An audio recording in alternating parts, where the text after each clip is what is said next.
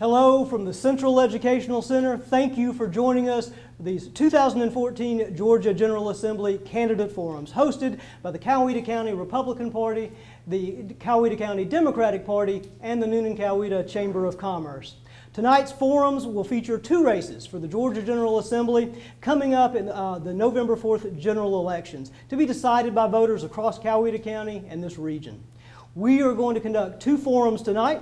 Our first will feature candidates for Georgia House District 132, Bob Trammell, Democrat, and Gene King, Republican, who are running to succeed retiring Representative Carl Von Epps of Troup County.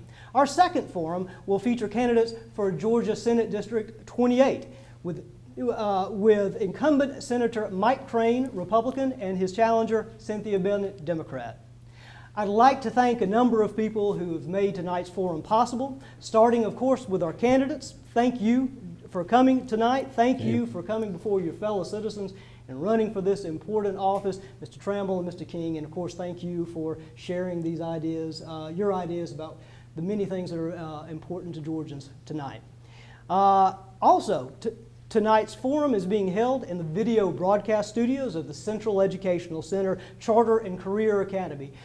Our special thanks go to the Central Educational Center, to Video Production Director Michael Britt, and to his CEC students and team members who've prepared our setting for the evening and who are recording tonight's proceedings. Thanks also to Georgia Public Broadcasting, who provided some of the sets for tonight's forum. This evening, as I said earlier, is also being brought to you by a partnership of the Coweta County Democratic Party, the Coweta County Republican Party, and the Noonan-Coweta Chamber. Thanks especially to Dennis Thompson, chairman of the Democratic Party of Coweta County, to Mr. Brant Frost, the chairman of the Republican Party of Coweta County, and Candace Boothby, the president and CEO of the Noonan-Coweta Chamber of Commerce. I'm Dean Jackson, representing the Chamber's Public Policy Committee. I'll be moderating tonight's forum.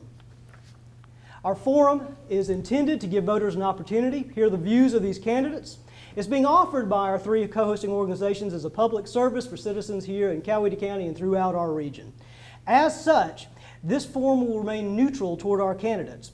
Our questions were submitted by members of these hosting organizations. All questions asked tonight will be applicable equally to all candidates. We also thank our audience for joining us here at CEC. In the spirit of tonight's proceedings, we ask our guests also respect the neutrality of our forum and the dignity of this occasion. We'd ask our audience to hold their applause and to hold any demonstration for or against the candidates and their answer as tonight goes on. So, with that, gentlemen, we'll turn to you.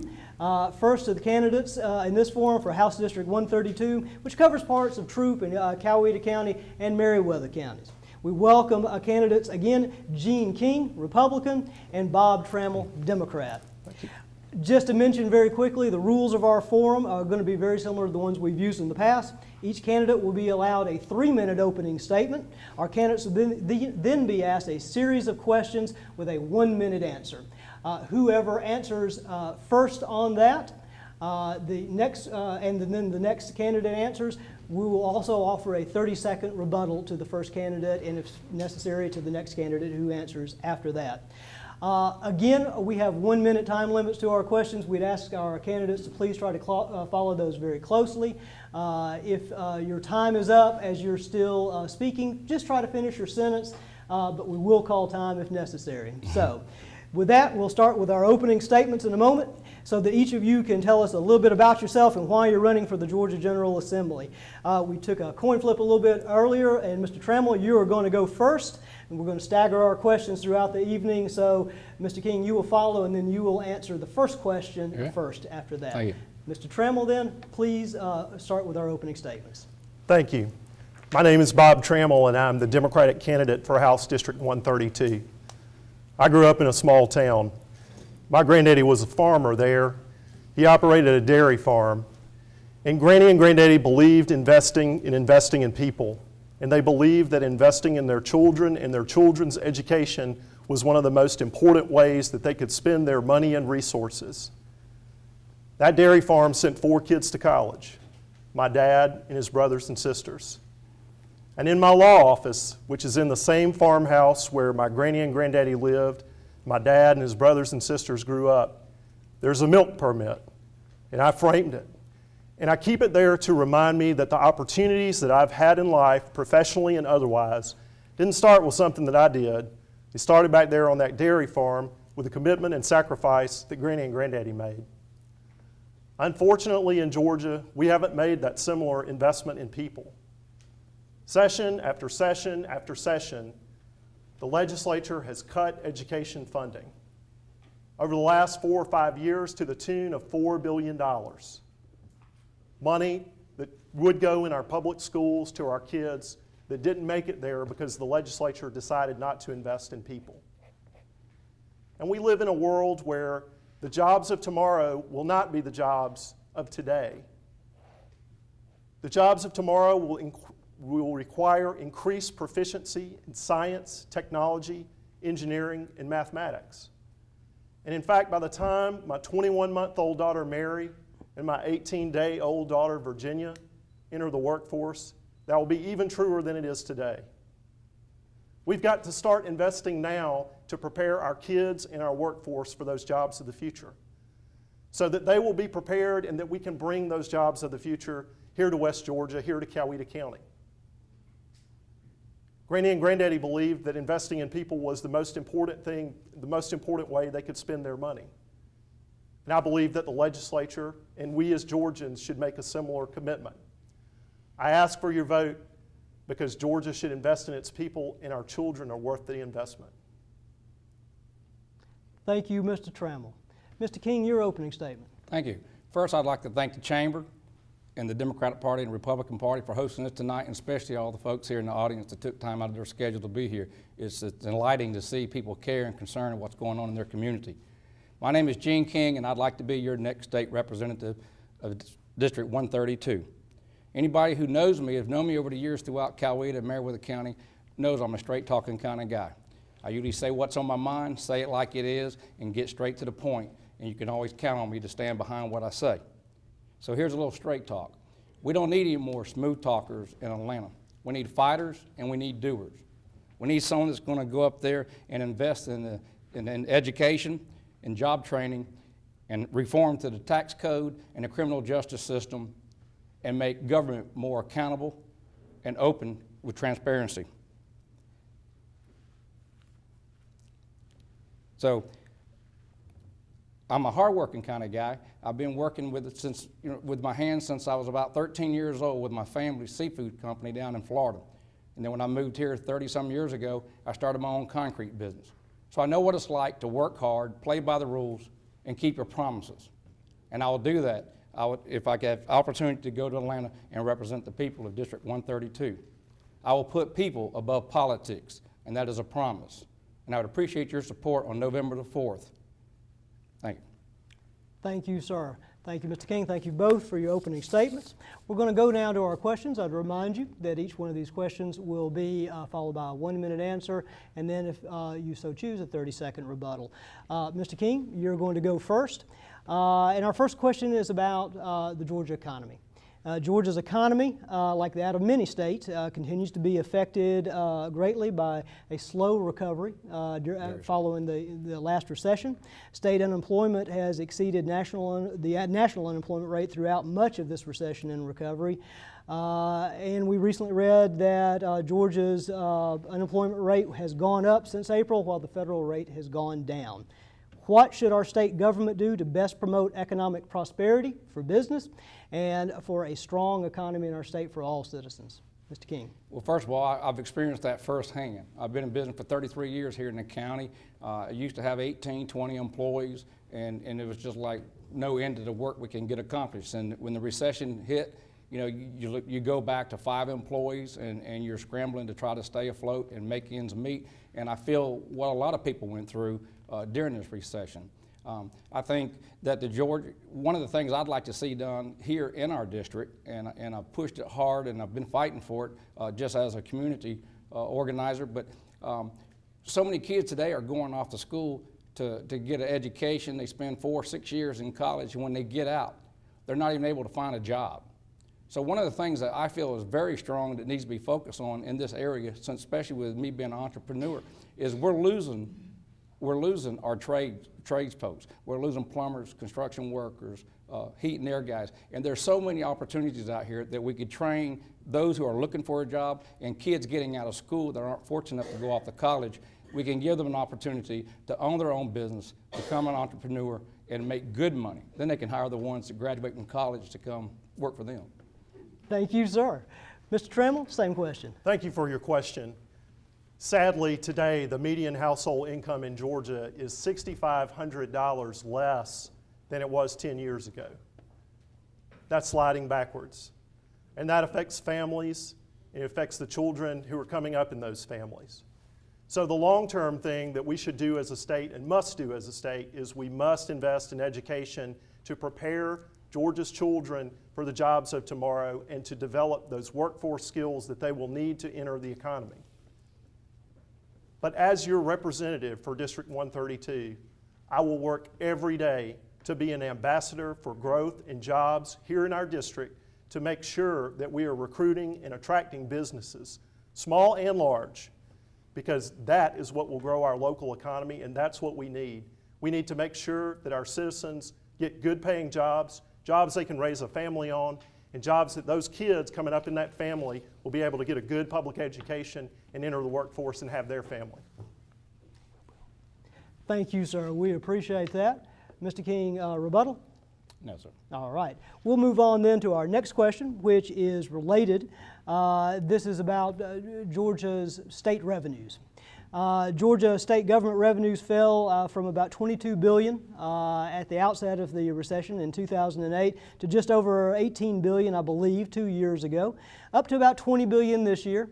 There has been some increase in revenues and the growth of revenues in the recent last 2 years. Still, the decline in revenues overall has prompted several years of continuing budget cuts, austerity measures, etc. Given that, what's your greatest priority in regards to the Georgia state budget? Mr. Trammell. Well, it'll be no surprise based on my previous answers that the number one priority in Georgia needs to be education, because the dollars we spend today will come back to us years down the road. And if we fail to spend those dollars today, we'll wind up paying more in the future because of the opportunities that our kids miss. And the jobs that the kids can take, they need to get prepared for, and education is that way. It's too important and too short-sighted to sacrifice and make those cuts on the backs of our kids today when we could invest today and benefit from that in the future. Thank you. Mr. King. Yes, definitely. I have been talking about this day in and day out. Our kids are the most important thing in the future of our state. And when I was running back in 2012, I was telling everybody the two things I would never cut. I would not cut education or law enforcement. And if they keep cutting education, we better not cut law enforcement because we're going to need it. So they even sent a message down here and said, quit telling people you're not going to cut this and cut that, just worry about winning. But that's not me. When I get to the House, I will never vote to cut education of our kids or cut law enforcement. But if there was something that needed to be cut in education, if you'll go online tonight, you can see that on an upper level of the state level of employees, you'll see 12 to 15 people with the same job description making $175,000 a year. I'd be more than happy to focus on cutting and trimming that so our kids have got school books and playgrounds. Thank you. Thank you, sir. Mr. Trammell, rebuttal? Sounds like we agree on education being the top priority. So that's right. And with that, would you have anything more? I'm glad we're both on the right page of education and look forward to it. Well, gentlemen, I thank you both. We'll go on to our next question. I believe, Mr. King, you're going to be the first answer this time. Okay. And our next one is about transportation and infrastructure in our state. 2 years ago, voters in Coweta County and throughout the counties that make up the Three Rivers Regional Development Commission roundly rejected the regional 1-cent transportation special local option sales tax at that time, as did most regions across Georgia. The T-SPLOST was offered as a way to fund a significant shortfall, as many saw it, in state transportation dollars. There have been continued conversations at the state level since that T-SPLOST vote about new approaches to funding roads and infrastructure. What solutions do you favor? Mr. King, we'll turn to you first. Well, right off the bat, District 132 voted 65 to 35% against T-SPLOS, and I am against T-SPLOS. I think most of the people in our district feel like they're not getting a return for their money and it's being spent in Atlanta and other places. I feel that the best alternative would be to scrap the regions, to scrap these regions and let the counties form their own transportation and maybe work with the local 2, 3, and 4 districts and let them figure out whether they want to have their own SPLOS and what projects that they can present to the community that they're going to focus on and spend the money on. People are tired of seeing money being wasted and spent. Okay. Thank you, sir. Mr. Trammell. The T-SPLOS was an opportunity for regions to determine whether or not their transportation projects could be funded by a 1-cent tax. And although it failed in our region, some regions adopted it. So right now what we have is an inequality where some regions are getting excellent transportation, they're getting their roads paid for, and regions like ours are not getting that. So the legislature has to do something to address that inequality. And that means going and taking priority lists to the legislature to try to get funded. But I'm not against putting another T-SPLOS on the ballot for the voters to determine their own transportation priorities and let the voters decide. Because quite frankly, in District 132, it is too expensive for the counties and the taxpayers to carry their own way on transportation projects within a county itself. Thank you, sir. Mr. King, rebuttal? I guess the only thing I can say to that is I'm relying on the votes of District 132 to go to the House and represent y'all, and 65% voted no against the T-SPLOS, so I would have to stand with the constituents of my district and continue on working on a local issue instead of supporting T-SPLOS. All right. Mr. Trammell, response? Anybody who's ever been stuck in Atlanta traffic understands, or not just Atlanta traffic, but south of Atlanta, here in Coweta County, trying to get to work in Atlanta or someplace north of Atlanta, understands that transportation is a regional issue, and transportation is going to need a regional solution. Thank you both, gentlemen. Let me ask follow up to that question, if you would. I think, Mr. Trammell, we're going to turn to you first. But talking about some of the things that have been discussed with transportation, there's been some conversation going on statewide and at the state level regarding the fourth penny of the gas tax and how it's allocated. Currently, that fourth penny, the revenues generated by that fourth penny of the gas tax, goes to the general fund, not to transportation improvements. Should it go toward transportation exclusively? Mr. Trammell, we'll start with you. I think that all revenue at the state level, including this penny that you're talking about, deserves examination. But whether or not it should go specifically to transportation at the expense of something like our kids is something that I will not do. I will not put our state's budget on the back of kids. So if that means that when you allocate that penny to roads exclusively and you deprive some kid of their future and the opportunity to take those jobs of tomorrow and get the training that he or she needs, I'm not going to be for that. Thank you, sir. Mr. King. No, I don't think it should go into the general fund. The problem we have right now is wasteful spending or not focusing on where the cut should be and so forth, just like cutting education when it shouldn't be. If there's a way for that, since it is a penny tax on the fuel, and that's what transportation is all about, I'd like to see it, if it can be designated to the counties that are receiving it, that penny tax, I'd like to see it be able to go back to the county and let them decide and work on transportation for their local community. Okay, thank you, sir. Rebuttal, Mr. Trammell? I don't have any rebuttal. Very good. We'll move on to our next question. Our next question, in fact, has to do with economic development. I believe Mr. King is going to get the first question this time. What, in your opinion, is the role of our state government in economic development? Is Georgia a competitive state in terms of attracting investment and growing businesses here? Do you support tax incentives or other measures to recruit or retain good businesses here in Georgia? And we'll start with you, Mr. King. Yeah, I'd love to answer that. I served on the Industrial Development Authority of Meriwether County for 4 years. Georgia has a lot to offer, especially with the port and with the world's largest airport and so forth. But maybe some tax cuts to these the industries that are on a state level. But the experience I've seen here working with Meriwether County, when you start bringing companies into your local small community, and you're already a tier 1 county and you're struggling, it's hard to give them a 10-year tax abatement. You know, you give them property, you give them this, and then 10 years, I'm seeing companies come from other parts of the state to our place and asking for us to help them to open up the company in Meriwether County. And I asked one guy one time, I said, let me ask you, how long ago was it when you started in South Georgia? He said, well, it was 10 years ago. And I said, so what it is, it's ran out, so now you come in here. So I'm not for all those cuts right off the bat, because it really hurts the, you know, I don't know if it's creating enough jobs and revenue for our counties, you know, that I live in. It's a tier 1. Thank you very much. Mr. Trammell, rebuttal? I think this is my opportunity to answer, right? Oh, I apologize. Yes, it is. I was used to our last question, but please, it is your answer. Thank you, sir. The state has a large role to play in economic development, and if for no other reason it is that Georgia is in competition for these jobs and industries locating here in areas like our district with states all over the South and all over the country. So what we can do is we can look to the state to get involved at the local level and help bring incentives to offer businesses to locate here. But we can't forget about small and medium-sized businesses that are already here. And what we need is fair tax policy so that those business owners who are already here can benefit and continue to grow. Because the issue is not just about economic development, it's about economic sustainability. We want good businesses here. We want our people to come to economic development and go to those businesses so they can live, work, and play close to home, and they can have more full opportunities without having to drive an hour to go to work. Thank you, Mr. Trammell. I apologize for that. Mr. King, rebuttal.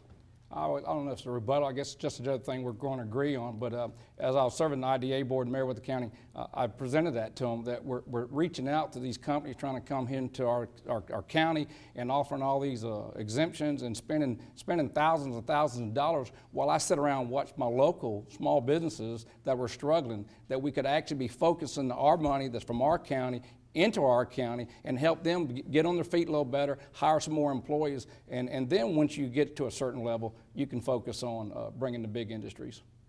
Mr. Trammell, response? The only thing I'll say is that in West Georgia, we've been particularly successful with the state playing a large role in economic development. You have to look no further down the road to Kia and all the automotive suppliers that have moved north. And that means jobs in our community. That's extra dollars in the pockets of merchants. And that's a good thing, and I support that. And we'll continue to work to do that here in District 132. Thank you very much, gentlemen, both of you. One more tax and economic question that's somewhat particular to a lot of folks in our region and Coweta County and throughout our region. And that is that Coweta County benefits from film and TV being produced here and throughout this whole area. Conversations are being held about whether or not to extend the tax credit to post-production activities as well. Would you support expansion of the film and TV tax credit in some form? We start with Mr. Trammell. Yeah, absolutely. I mean, you have to look no further than Sonoy or Grantville to know that this tax incentive, this tax credit has worked. It's made Georgia a leader in the film industry, and I would be supportive of any effort to continue that. All right, thank you, sir. Mr. King. Well, I don't want to sound like a broken record, but I support it 100%. I've worked with several of the movies that were filmed throughout Coweta County over the years. We've got a studio that's just been built in Fayette County, if anyone hasn't been by to see it. But this studio over there, this is supposed to be the largest studio throughout the nation, and they're still building it and adding on. So the revenue that it brings to our community from hotels, fuel expenses, people are renting houses, you know, staying in hotels. I think what we gain from it, they deserve to keep having a tax break. Okay. Thank you very much. Mr. Trammell, rebuttal? No rebuttal to that. All right. Then we're going to go on. Y'all have been very patient. We've talked about a number of economic issues. We'll move on to a few others, and we're going to talk about something that y'all talked about a great deal already in this forum, and that's education. And I believe our first question is going to go to Mr. King, and it is a general question. In your opinion, what approach would you like to see the state take with K-12 education right now in Georgia? How do we empower local communities while ensuring our students remain globally competitive? We'll start with you, Mr. King. Right off the bat, I'm not for Common Core. I don't think it's the right program from Georgia. It's the federal government comes in and hangs this money over your head and tells you you're only going to get it if you do this, and that is absolutely wrong. I think the local school boards, the teachers, and the parents know what's best for their community and what's best for their kids, and the best thing they could do is let each county throughout the state have full control of their education, quit cutting the education financing, give them the money they need into the schools throughout the state of Georgia, and let them have full control. Mr. Trammell. So there are two things. The first thing, we ought to be fully funding the QBE formula to make sure that our public school students have the money and the resources they need. We haven't done that in 14 years. We've underfunded it to the tune of $700 million to $800 million a year over that 14-year period, and several of those years to the tune of $1 billion a year. On the issue of Common Core, I am for a standard, because the reality is this. Our kids today aren't competing just with students in Fayette County or Gwinnett County or DeKalb County or students in Alabama. They're competing with students all over the nation and all over the world. And if we don't have a standard, what are you going to do? If it's not Common Core, then what standard? We need a standard so that our kids have the opportunity to succeed and that we have an opportunity to measure and see whether the investment that we're making in education is the right investment and that we're doing the right things, or whether we need to do other things for our kids. Thank you, sir. Mr. King, rebuttal? Again, we do not need Common Core. We do not need the bureaucrats in Atlanta telling us how, in Coweta County, Meriwether County, how to run your schools. If you've got a good superintendent, you've got good school board members you elect there, and teachers and the parents are working together, they're going to set a standard. You don't need a state to tell you or the federal government to tell you what the standard is. They should be able to come up with a standard and produce good quality children graduating from school and ready to move on. Some of the teachers are telling me that things that they have to do and follow, with all the paperwork and things they have to fill out and do with this Common Core, they hardly even have time to focus on their kids. Mr. Trammell. So in life, when these kids graduate, they're going to be in a marketplace where there is a standard. And that standard is going to measure them not from where they were relative to their individual county, but it's going to measure them where they stand in the marketplace of the world. And so if it's not Common Core, what are you going to replace it with? And I believe in local control, and local control allows the implementation of a local curriculum, but we can't tomorrow decide that we're going to play football on a 50-yard field even though all the rest of the world plays it on a 100-yard field. That would do a disservice to our kids, and our kids deserve better. Gentlemen, we have a couple of other questions about education that we'd like to get to. We had actually had the question down about Common Core to see what you have both discussed it at this point. I'm just going to, and if you don't, that's fine, but I don't want to cut this short if you have some more, a bit more to say. On the issue of Common Core, and I think, Mr. Trammell, we would start with you on this. What direction should we go in at this point? Thank you. I thank you for the question, but I think we have a clear difference on this. I'm for a standard.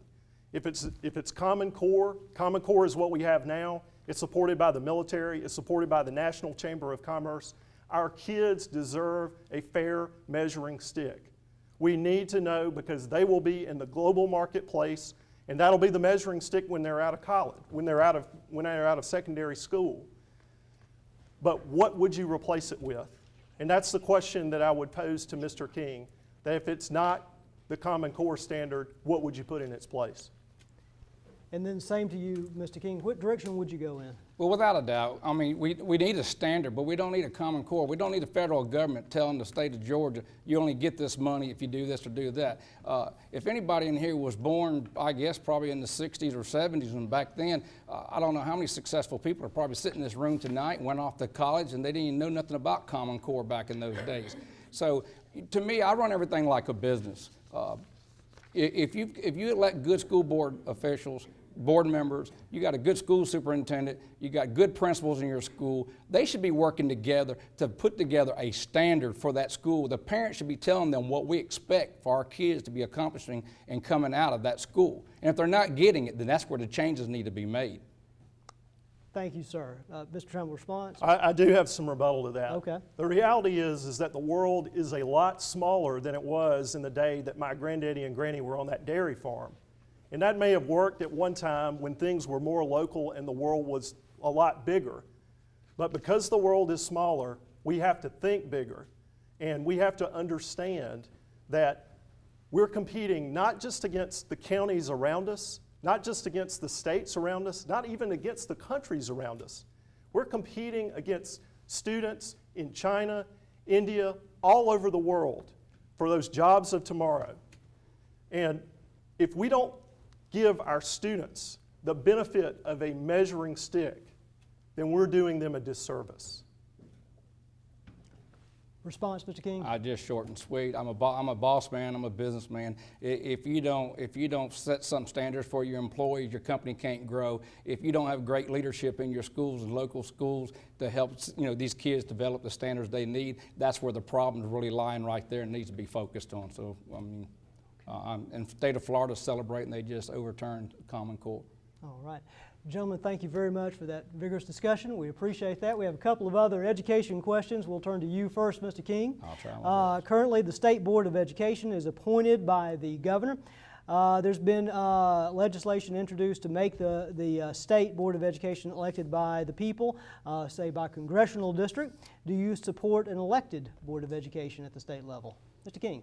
Well, yes, I do. I believe that the people should elect their representatives, and whenever possible, I would support such an amendment. I'm always supportive of letting the people of the area of the state always make decisions. Thank you, sir. Mr. Trammell. I believe in the democratic process, but I think that's an issue that we should go slowly on. Because if there's one thing that's hurt our kids, it's that we have too much politics in education already. And the idea that we would open it up for more politics, it just doesn't sound like the students will be the winner in that scenario. Thank you, sir. Rebuttal, Mr. King? Fine, thank you. Move on to another question. This one will go to Mr. Trammell first. Not all high school students desire or have the scholastic ability, perhaps, to go to college. How can schools, in your opinion, better prepare students for jobs with skills that pay well, with careers, with futures that pay above the minimum wage? I think we have to look at workforce development opportunities and examples like the career academies that one is opening up in Troup County. And that's to take existing, it's a partnership between the local school system, existing industry, and the students get the benefit of preparing for specific skill sets that they can take into the workforce. And the companies get the benefit of a trained and ready labor force that comes out. I think we've got to do more in that regard, and I think we also have to make sure that our students have access to that. And that means expanding the access to our technical college programs outside of career academies and making sure that students who want to avail themselves of that opportunity have it in Georgia, because we need it for workforce development and to be able to recruit better industry. Thank you, sir. Mr. King. I think I've touched on this earlier tonight. I didn't go off to college. I didn't want to. I could have. I didn't want to. I went straight into the work field. I've been very successful. I've tried to help other young kids and people throughout the community.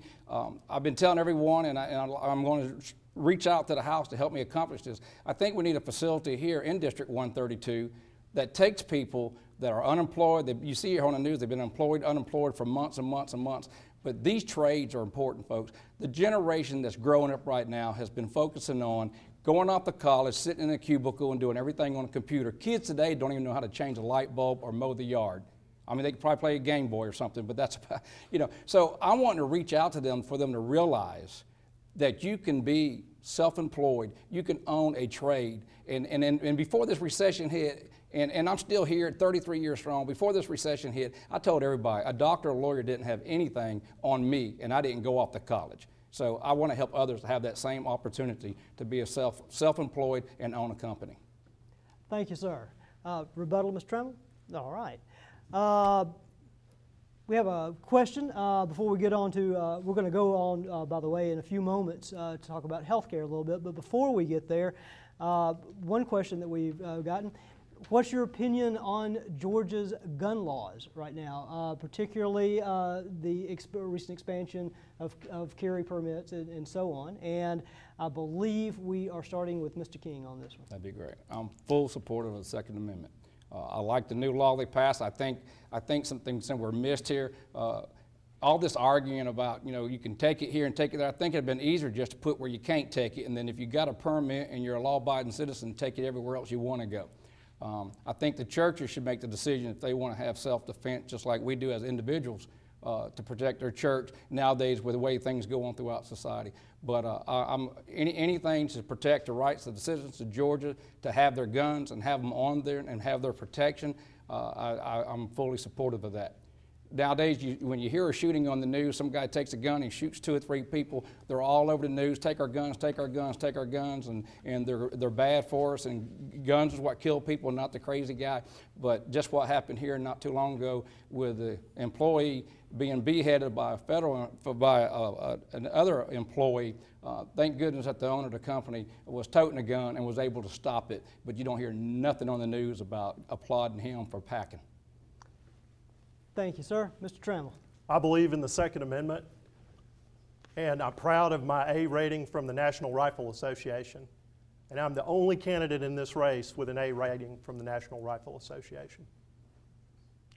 Thank you, sir. Rebuttal, Mr. King? I didn't know he had the only rating. I'm a National Rifle Association member. I've been supported by them, and I'm supported by the POA, the police officers of the state of Georgia.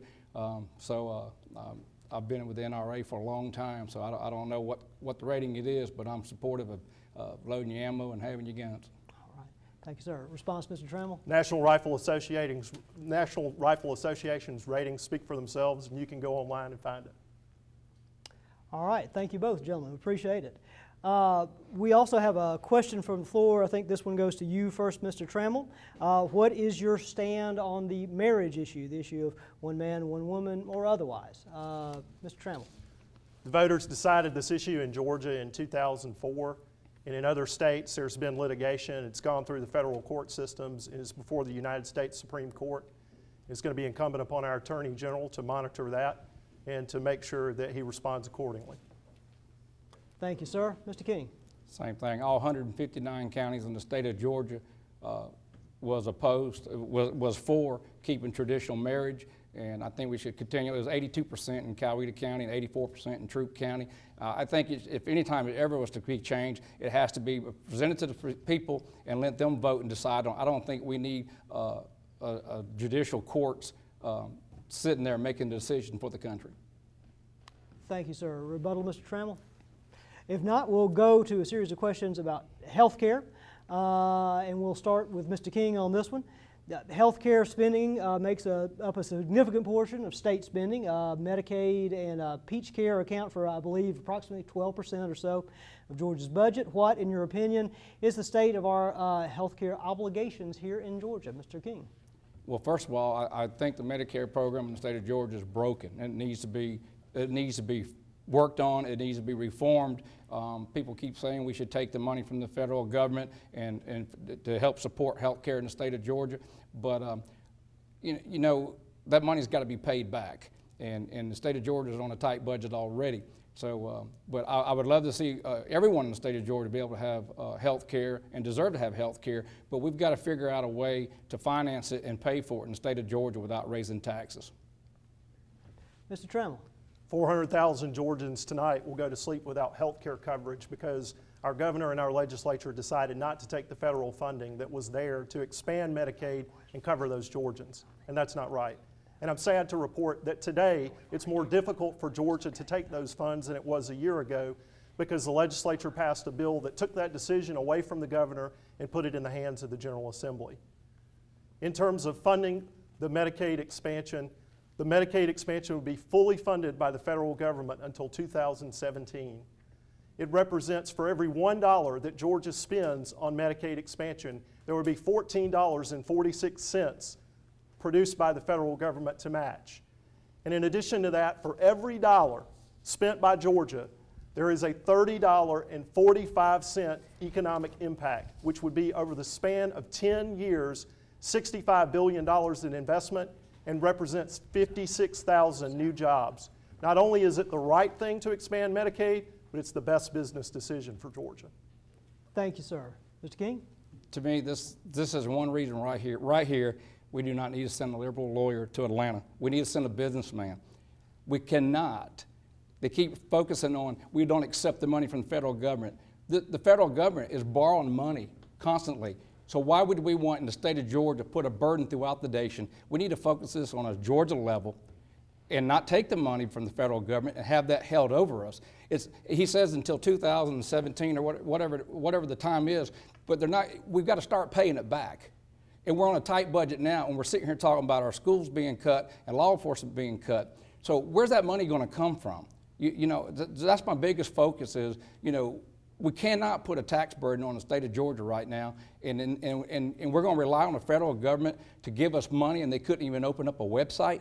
So I just don't understand that we're going to let them they're going to give us this money. Where are they getting it from? The federal government is in straits. We've got to focus on cutting the budget from the state all the way to Washington. Thank you, sir. Mr. Trammell?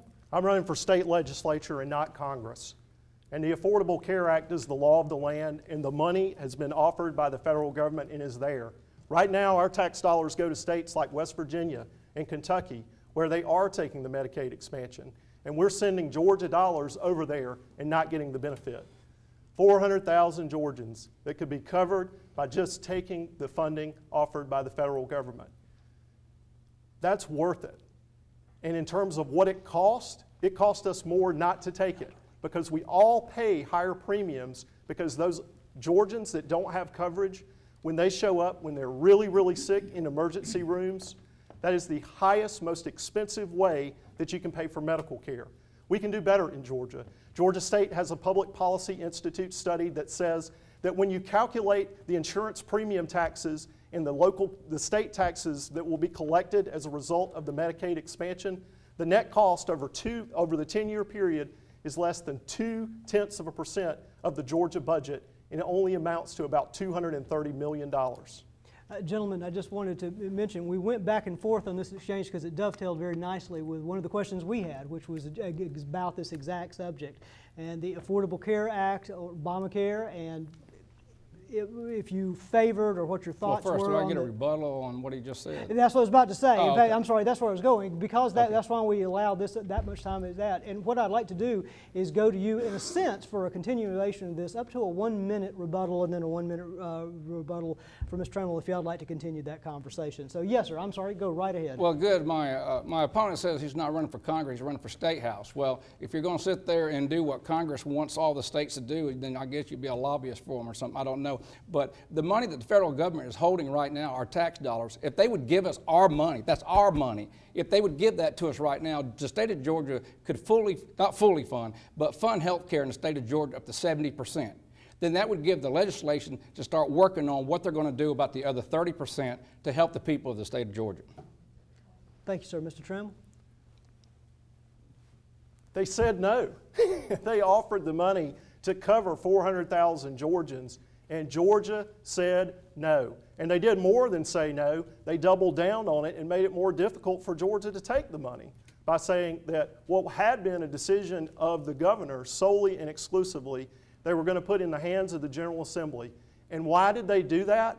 Because guess what? The governor's election is this year.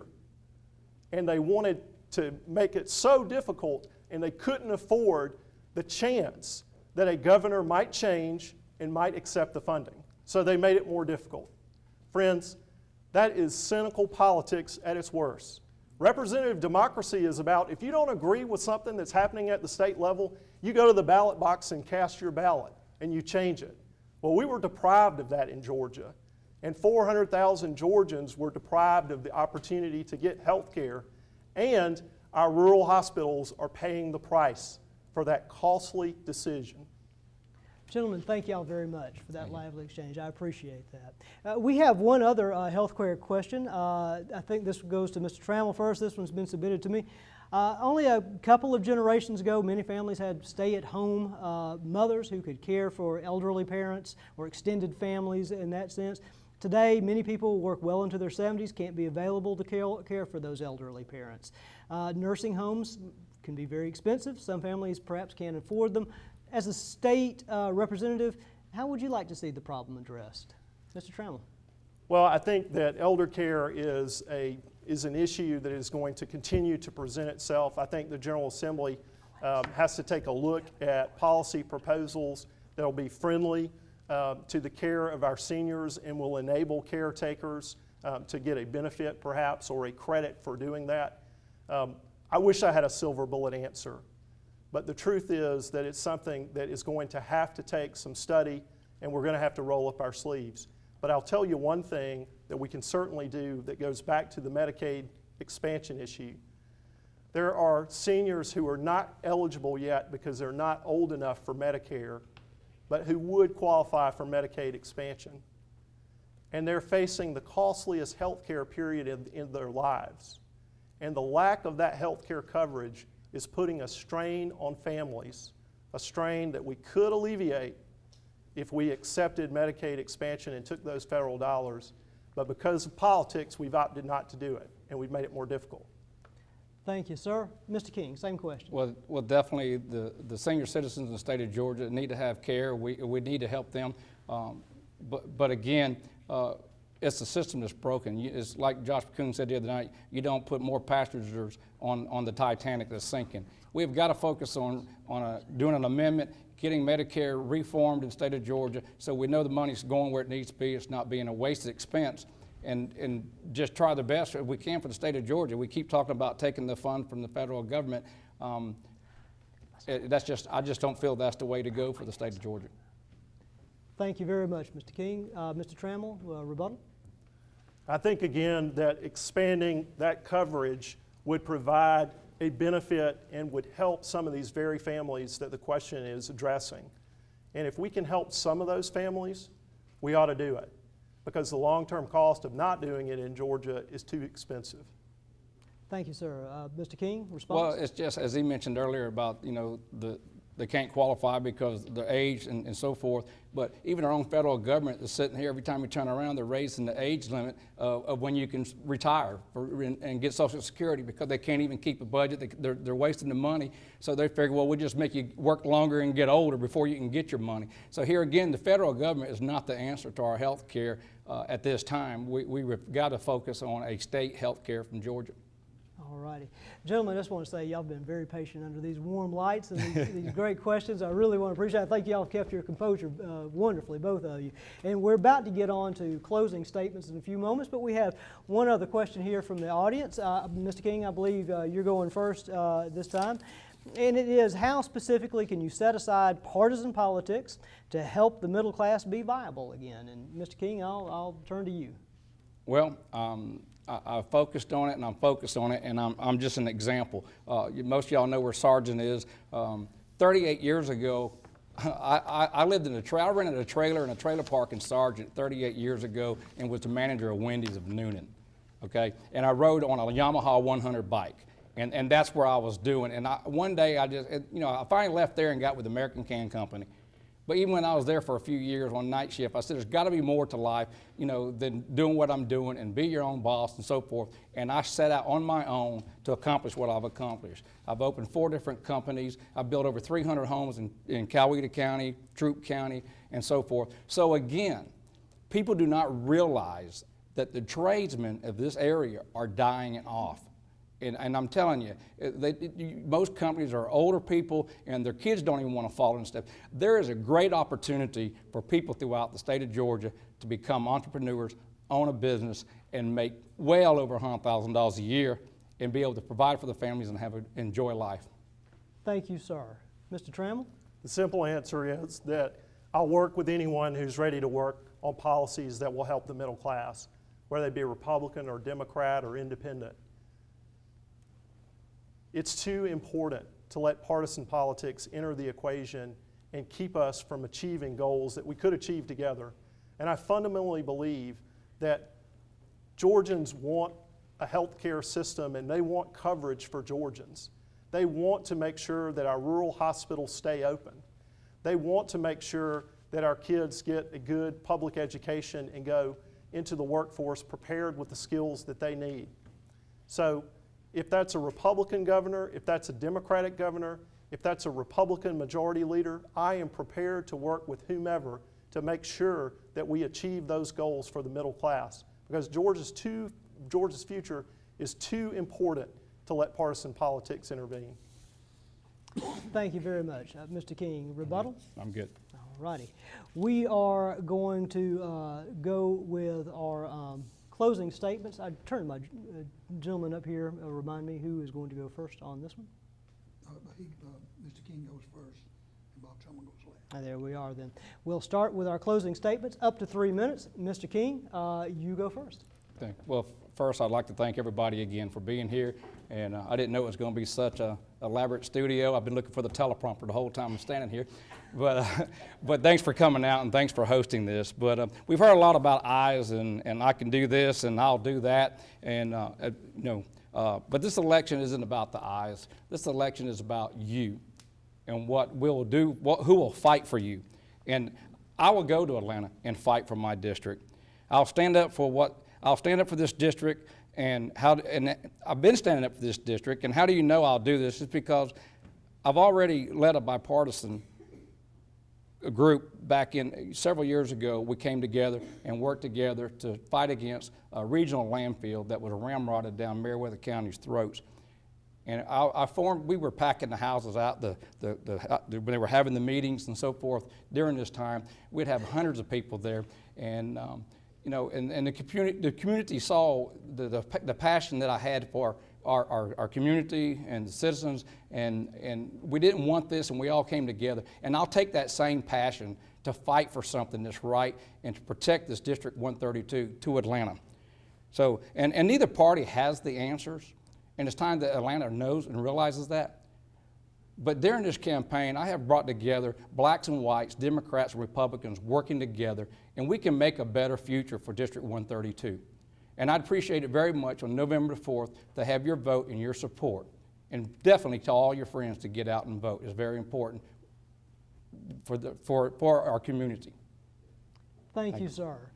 Mr. Trammell, your closing comments. Thank you. I want to thank you for your attention this evening as you've listened to both candidates. And what you've heard is that there are policy differences between the candidates. But it's not just what we stand for that matters, it's really who we stand for. And what this campaign is about it's about students like my little girls who'll grow up in a world where the competition will be fiercer than ever. The world will be smaller, and they'll be competing in a global marketplace for those jobs of tomorrow.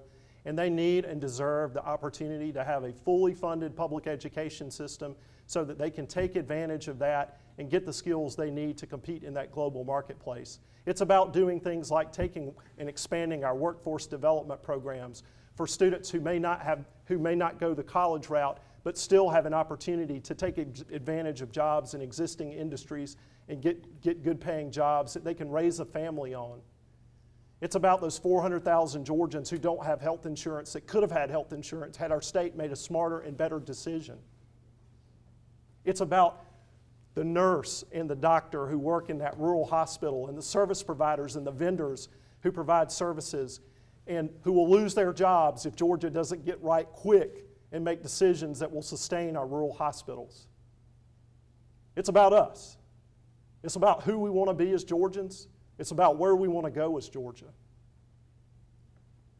I'm Bob Trammell, and I'm asking for your vote because I believe that investing in people is the most important investment Georgia can ever make. And I believe that we've got to put Georgia's families first. Thank you, and God bless you. Thank you, sir. Mr. Trammell, Mr. King, thank you both for coming here tonight, facing these questions in a public setting. Most of all, thank you for running for this office. We appreciate what you do. I think you did marvelously tonight, and I'd like to ask everybody to give you a round of applause.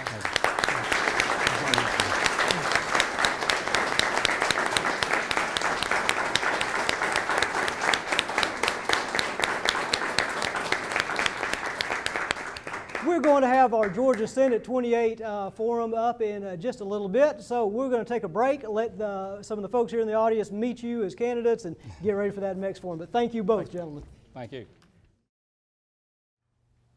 Hello and welcome to the second of tonight's 2014 Georgia General Assembly forums hosted by the Coweta County Republican Party, the Coweta County Democratic Party, and the Noonan-Coweta Chamber of Commerce.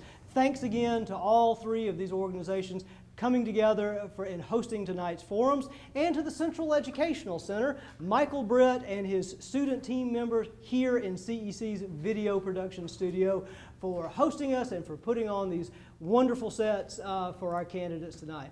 We also would like to thank Georgia Public Broadcasting once again for the use of some of the sets in tonight's forums.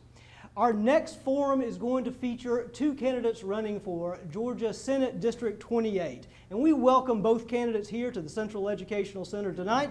Senate incumbent Mike Crane and challenger Cynthia Bennett.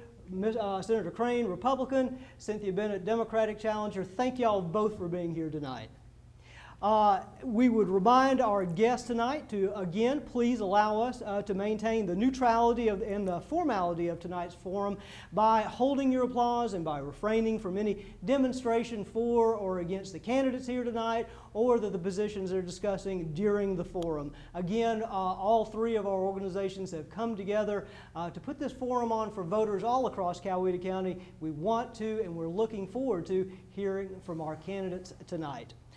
As with our first forum, our Georgia House Georgia House of Representative candidates Gene King and Bob Trammell, each of our candidates up here now are going to be allowed a 3-minute opening and closing statement. We'll start in just a few moments for that, but to cover our rules, our candidates after that opening statement is going to be asked a series of questions, and we'll have up to 1 minute to respond to each.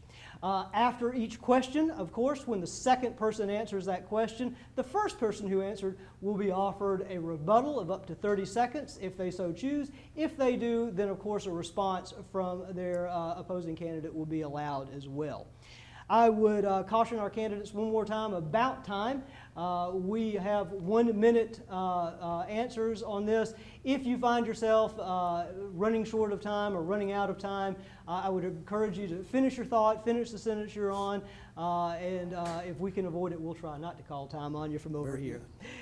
So we are going to get started with our opening statements. So that each one of you can tell us a little bit about yourself, why you're running for the Georgia General Assembly.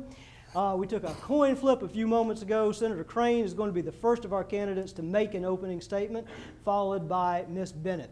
And then we'll stagger our questions so neither one of you will be the last or first to answer each time. Ms. Bennett then will be the first candidate to answer the first question of the evening, and so on. And so with that, Senator Crane, again, thank you for being here tonight, and we offer you the opening statement. Well, very good. You're going to have to bear with me tonight as I find my voice. I seem to have lost it or misplaced it earlier today, and I haven't quite found it yet. So every time I start to speak, it comes out a little bit froggy. So just kind of pretend I'm doing my best impression of Froggy from Little Rascals over the next 30 minutes. And maybe you can tolerate the sound of my voice because it's kind of difficult. But thank you very much for being here tonight. Thank you for taking your time to be involved in a very, very important election. Dean, I want to thank you for your moderation and excellent job you do. It's very well done. So why would I be here asking for your vote tonight? As your state senator, we've got a very, very important election coming in front of us. There's some important things that have to be decided. But I'd ask you to look back just a little bit and to get a sense of trajectory for Georgia. The nation's in deep trouble on many levels, but in Georgia, 4 years ago, Governor Deal took office, and it was the bottom of one of the deepest recessions Georgia has ever seen. And since that time, everything has been on a positive trajectory. And what I would encourage you to notice is to watch those numbers. We are recovering ever so slowly, but we're recovering financially, we're recovering economically. In our households, we're kind of lagging a little bit, but we are headed in the right direction, my friends. And I would encourage you to help us keep heading in the right direction by supporting conservative positions that have gotten us to this point so far. We are looking at this year alone an extra $500 million that the governor has allocated and the legislature has allocated to education.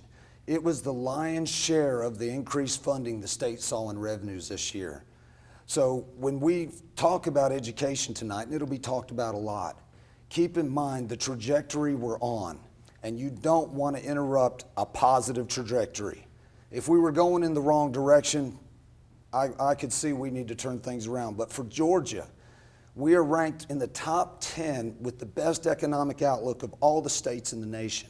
There are 3 organizations that rate Georgia as not the 5th or the 10th, but the number one place in the country to do business. And that is because of conservative policies.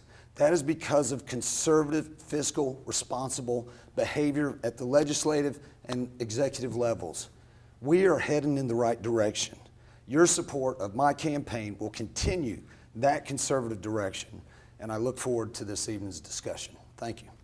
Thank you, sir. Again, Cynthia Bennett, Democratic Challenger, thank you for being here tonight. Your opening statement, please. Mr. Thompson, Mr. Jackson, Mr. Frost, thank you so much for all of your work. And to the members of the Noonan Coweta Chamber of Commerce, thank you for supporting this public discussion of issues. To the audiences plural, thank you for taking time to be here and sharing in this discussion. To the public officials and candidates present here this evening, thank you for your energy and your commitment to service for our community. My name is Cynthia Bennett. I am a candidate for Georgia State Senate, District 28. I live here. I am your neighbor. I am an educator. I am a small business owner. I entered this race because I believe that this district deserves representation focused on this region and working for our future. I am running because you deserve leaders actively seeking to identify and solve problems being faced by Georgia and this district. Georgia's children deserve a quality education that allows them to compete on a world stage. They deserve a chance to benefit from the Hope Scholarship Program. We can have quality education that supports a growing economy. Georgia can build an educated, skilled workforce that will attract new businesses and jobs to fuel our economy. Georgia can have a transportation system that will support business growth and a thriving economy. Our business community deserves a viable, healthy environment in which to grow and prosper. Georgians deserve to feel secure in their food, housing, and medical care, regardless of age and circumstance. We deserve a modern, accessible, and well-funded medical system. We can, all of us, participate fully in the taxes that we pay and the benefits that they bring to the citizens of Georgia. Georgia faces problems.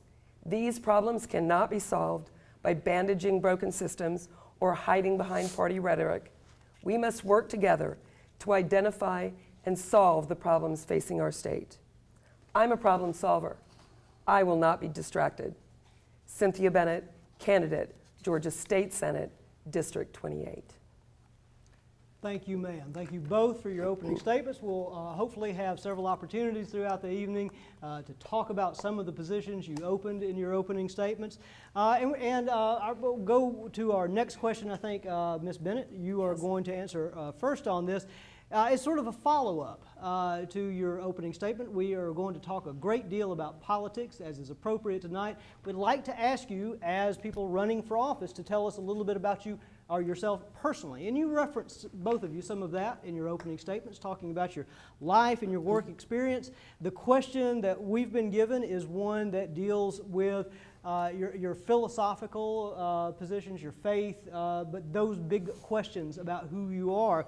The question is, as humans, we carry around us with us certain presuppositions about the world, our shared experience in it, those foundational beliefs, and they shape the way each one of us approach life and work and those we encounter within it.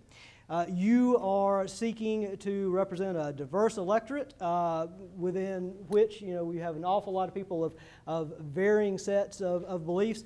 How do you see your own personal beliefs, your faith or your other philosophical beliefs, influencing the way in which you think, speak, and act in your role as a representative of others. Ms. Bennett, we'll go to you first on that. In my lifetime, I've traveled a great deal throughout the United States and throughout Europe and in Asia. And I have come to respect and celebrate diversity. Diversity in race, diversity in religion, diversity in philosophy. And I believe, I know that that makes me open to communication and welcoming of differences. That has also taught me to work together with people different from me, accept what they bring to the table to solve the problems. I'm a public school educator. I've been an educator for 25 years in Coweta County. This has given me an opportunity to, again, work with different groups of people at different economic levels that have different desires and cultural beliefs. I'm open, I'm honest, I'm a strong communicator. Thank you, ma'am. Mr. Crane. Well, that's a wonderful question, and it has a great deal of validity, because what it asks of a candidate is, what do you believe? Because at the end of the day, those things that you believe end up in a red or a green button as you vote. You are selecting yes or no on legislation, hundreds of pieces of which come before you. So what is your paradigm? What is your foundation? From where do you stand when you make those decisions? For me, I'm very plain and clear about it. As a Christian, my faith is in Christ. He is my Redeemer. He is my King. He is the source of all my strength. I'll never apologize for it. I will never separate it from my public discourse, because in Him and through Him, I have my being. It tells you much about me, because our Constitution, which is the one thing I, as your elected official, am sworn to uphold, your Constitution, the thing I'm sworn to uphold, says that I will secure the blessings of liberty for future generations, not meet everybody's needs every day, but use my principles to make sure everyone's treated equally under the law. Thank you, sir. Rebuttal, Mrs. Bennett. Well, it's difficult to rebut a positive statement like that, but I do want to say that I agree with Senator Kane that I believe our deep and religious philosophies influence all that we do. I was very fortunate to grow up in a household with a Catholic father and a Methodist mother. We grew up in a church. Christian beliefs were the foundation of the decisions that were made in our family. When I married a Catholic, and we choose to celebrate and worship in the Catholic Church. But our deep Christian foundations dictate all the decisions that we make for family and professionally. Very good. Response? No, that's good. Glad to hear it. Very good. We'll go on to our next question. We'll have a series of questions talking a little bit about the economics of the state. And let me start off with Senator Crane on this one. Georgia, like many states, continues to be affected by the slow recovery since the recession. State unemployment has exceeded the national unemployment rate through a great deal of this recession and recovery. And I understand that we've recently read that since April 2014, unemployment rate in Georgia went up while the federal rate declined. What should our state government do to best promote economic prosperity for businesses and a strong economy throughout our state? Senator Crane. Well, that's an excellent question. I think a lot of what I spoke of in my opening statement addresses that. What should Georgia do to continue economic growth?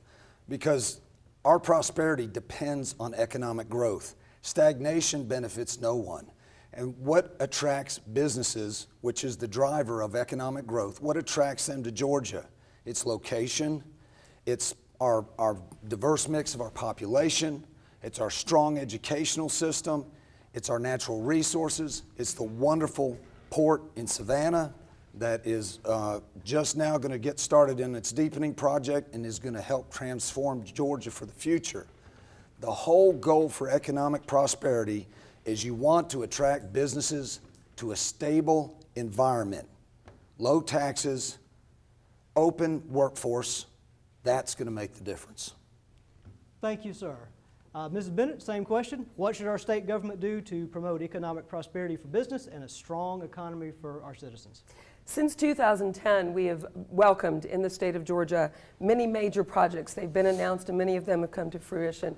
Most recently and very exciting here in Coweta County is the Bridgeport Manufacturing Industrial Park. The sustained low employment levels is a great concern. And one of the ways that we can conquer that is by addressing the fact that increased productivity has yielded fewer jobs because our workers are much more productive. So what can our legislature do? We can support programs like the College and Career Readiness Program that is already in place in our education system, continue to fund those programs fully so that we can develop a better educated and productive workforce that is skilled in using new technologies. Additionally, we have to, as a state, learn to develop and adopt quickly productivity enhancing technology. Thank you, ma'am. Senator Crane, rebuttal? Oh, Dean, you mentioned some the economic data with regards to unemployment in Georgia. Some of the things we don't see in unemployment numbers is the workforce participation rate. And what the numbers tell me in Georgia is more Georgians are ready to get back to work. More Georgians are entering the marketplace than is happening on a nationwide level. That's why our numbers look a little skewed against the national numbers. Georgia is growing. Businesses are coming here. We are doing the right things and setting the groundwork for Georgians to get back to work and to attain the quality of jobs they're looking for. Thank you, sir. Response, Ms. Bennett? Number 50 in the nation is not a little skewed. Number 30 in the nation, number 25 in the nation, we can say, oh, the numbers were skewed, we're actually better than that. Number 50 is shameful. And we need to focus our resources, we need to focus our leadership, we need to be proactive in bringing jobs to Georgia and educating our workforce so that Georgians can go back to work. We need to look at other industry, solar energy, biotech, expanding transportation. Thank you, ma'am. We appreciate it. We'll move on with our next question, something of a follow-up to that, talking about the role of state government in economic development. In your opinion, is Georgia a competitive state in terms of attracting new investing and growing businesses here in the state?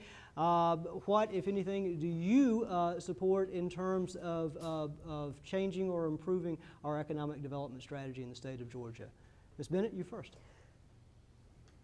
Yes, Georgia is very attractive. Our quality of life is amazing. Our natural resources are abundant. And right now, we have a very successful education system, especially here in Coweta County. We are ahead of the nation and the rest of the state in SAT scores. We are doing very, very well. However, this is going to fade away. Businesses are not going to come to hire people who are not healthy and are not educated. If we do not reverse the austerity cuts and the budget cuts, if we do not take a good stewardship position of the tax dollars that Georgians pay to keep our human capital strong and healthy, businesses will not come to Georgia, no matter how many tax cuts you give them. They are looking for employees that will help them as businesses grow. Thank you, ma'am. Senator Crane. Well, sometimes they say the proof is in the pudding. And right here in Coweta County, we see economic growth that is extraordinary in the state. Coweta County is uniquely positioned as the heart of the 28th Senate District. With the interstate bisecting the county, we have attracted some excellent businesses thanks to the hard work of our economic development group. You see it all around us. We've got Niagara here. We've got Cancer Treatment Center of America just finishing up a huge expansion. And they'll be bumping up against a state law that needs to be taken care of so that they can continue to grow and meet the needs of not only the rest of our country, but of Georgians as well in a bigger and better way. The proof is in the pudding, folks. Businesses are coming to Georgia left and right. This is the best place in the nation to do business. And we welcome all businesses here. How do we promote that? Stable tax structure, low tax rates, strong workforce, strong emphasis on education. Come to Georgia. Let's get to work. All right. Rebuttal, Mrs. Bennett. Right now, there's a plan in place to cap and even lower the Georgia state income tax. I am not confident that reducing the current level of revenue is going to help Georgia grow and strengthen and continue to be a good place to do business. I worry about that, and I caution legislators in voting to cap and even lower the state income tax. Response, Senator Crane. Well, that's going to be on the ballot for voters to look at. It's a constitutional amendment to cap the state income tax rate at 6%. That makes us competitive and predictable for the rest of the nation. People want low tax structures. Who in this room wants to pay more taxes? I mean, the camera can't see it, but nobody's going to raise it. Well, there's one hand raised in the back. Maybe you're not paying your level yet, but that was two. Yes, just to be honest with it. But there's 60 people in this room that didn't raise their hands. We don't need more taxes. We need better administration of the resources that you give us to steward. And we have done an excellent job the last 4 years. Watch us continue to do an excellent job the next 4 years. Thank you very much. In fact, we have a question that was submitted that I was going to go on to next. In a sense, y'all both already opened up in your rebuttals and responses, and that is the tax cap amendment. And if so, I'd just like to really, in a sense, ask you to continue that line of thought. We'll start with you, Senator Crane, and, on this. Do you support the tax cap amendment? Are there, or what, I should say, what sort of tax changes of whatever type would you most like to see put in place as a Georgia senator? Excellent. Well, that's a good question, Dean. I do support the cap on the income tax. But more importantly, we have to realize that every tax paid, every single one, whether it's called a corporate tax, whether it's called a fee, whether it's called whatever they call it, we pay it individually. Those costs come back to us and we pay them. Our job is, as government, is to take the least amount of that money from you to accomplish the task we should do constitutionally as a government to provide for a free society. I think we're heading in the right direction with that, Dean, and I think we are working right now, the Senate leadership and us are working together for some tax revisions in this upcoming session that I think will be very beneficial for all Georgians. Thank you, sir. Ms. Bennett. For the last 4 or 5 or 6 or 10 years, I have heard about budget cuts and I have heard about tax cuts. They have not appeared in my life. They have not appeared in my personal life. And instead, what I've seen are austerity cuts to compensate, and agreed. We had a recession in 2007. We have had a slow recovery. But as the revenue has improved in the state of Georgia, I am not personally feeling it. If anything, more and more, as a member of the middle class, I'm feeling burdened and I'm feeling ignored. So I question the logic of reducing current revenue when we are already having to suffer austerity cuts that should be covered by the current revenue by reducing those. Thank you, ma'am. Rebuttal, Senator Crane. Well, don't ever confuse revenue with tax cuts. With most tax cuts, you will see an increase in economic activity without question. And in that increase in economic activity, even at the lower tax rates, more money flows to the state. All you got to do is ask New York, California, any of these states that's losing people to Georgia. In the last decade, 500,000 people have decided to choose Georgia for their home. And they came here for a reason, and it's because we've got a low, stable tax rate, and we've got conservative leadership. And I think we need to continue that line of thinking. Okay, thank you very much. We have another, in a sense, particular tax question, in this case about a tax credit. We're going to start with Ms. Bennett on this one. Coweta County benefits from film and TV being produced within our county. We've heard conversations being held about whether to extend the tax credit to post-production activities as well. Would you support expanding the film and TV tax credit, Ms. Bennett? Yes, and I'll tell you why.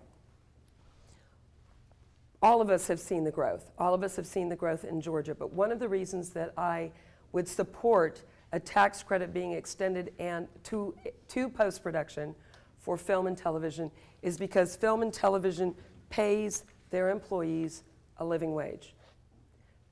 What I struggle with are corporations that get tax credits that do not pay their employees a living wage, and the taxpayers end up carrying the burden and subsidizing that differential. So my answer to your direct question is yes, I do, because the film and television industry pays the workers a living wage. Senator Crane. Tax credits are a very interesting item. To give a tax credit to you, I have to take something from somebody else. I don't think that's a good idea. I think it's manipulative in using the tax code not as a revenue source for the state, but as a behavior modification tool to coerce this behavior or that. Let's do solar power. Let's drive green car, battery-powered cars. Let's do this or this. What we need in Georgia is a fair tax platform where everybody contributes to the system at some level because we all benefit from it. Companies will come to Georgia if they see that kind of environment. It's guaranteed. Thank you. Response, rebuttal? I believe, I may have misunderstood, but I believe that my opponent just in the previous question used tax reductions as a force that attracts businesses to move to Georgia. And certainly tax reductions are part and parcel of tax credits. So I'm very confused about my opponent's position. Perhaps he'll explain it a little more clearly. Allow me to clarify. Please go right Did it confuse anybody else in the room? Look what happens with the tax credit.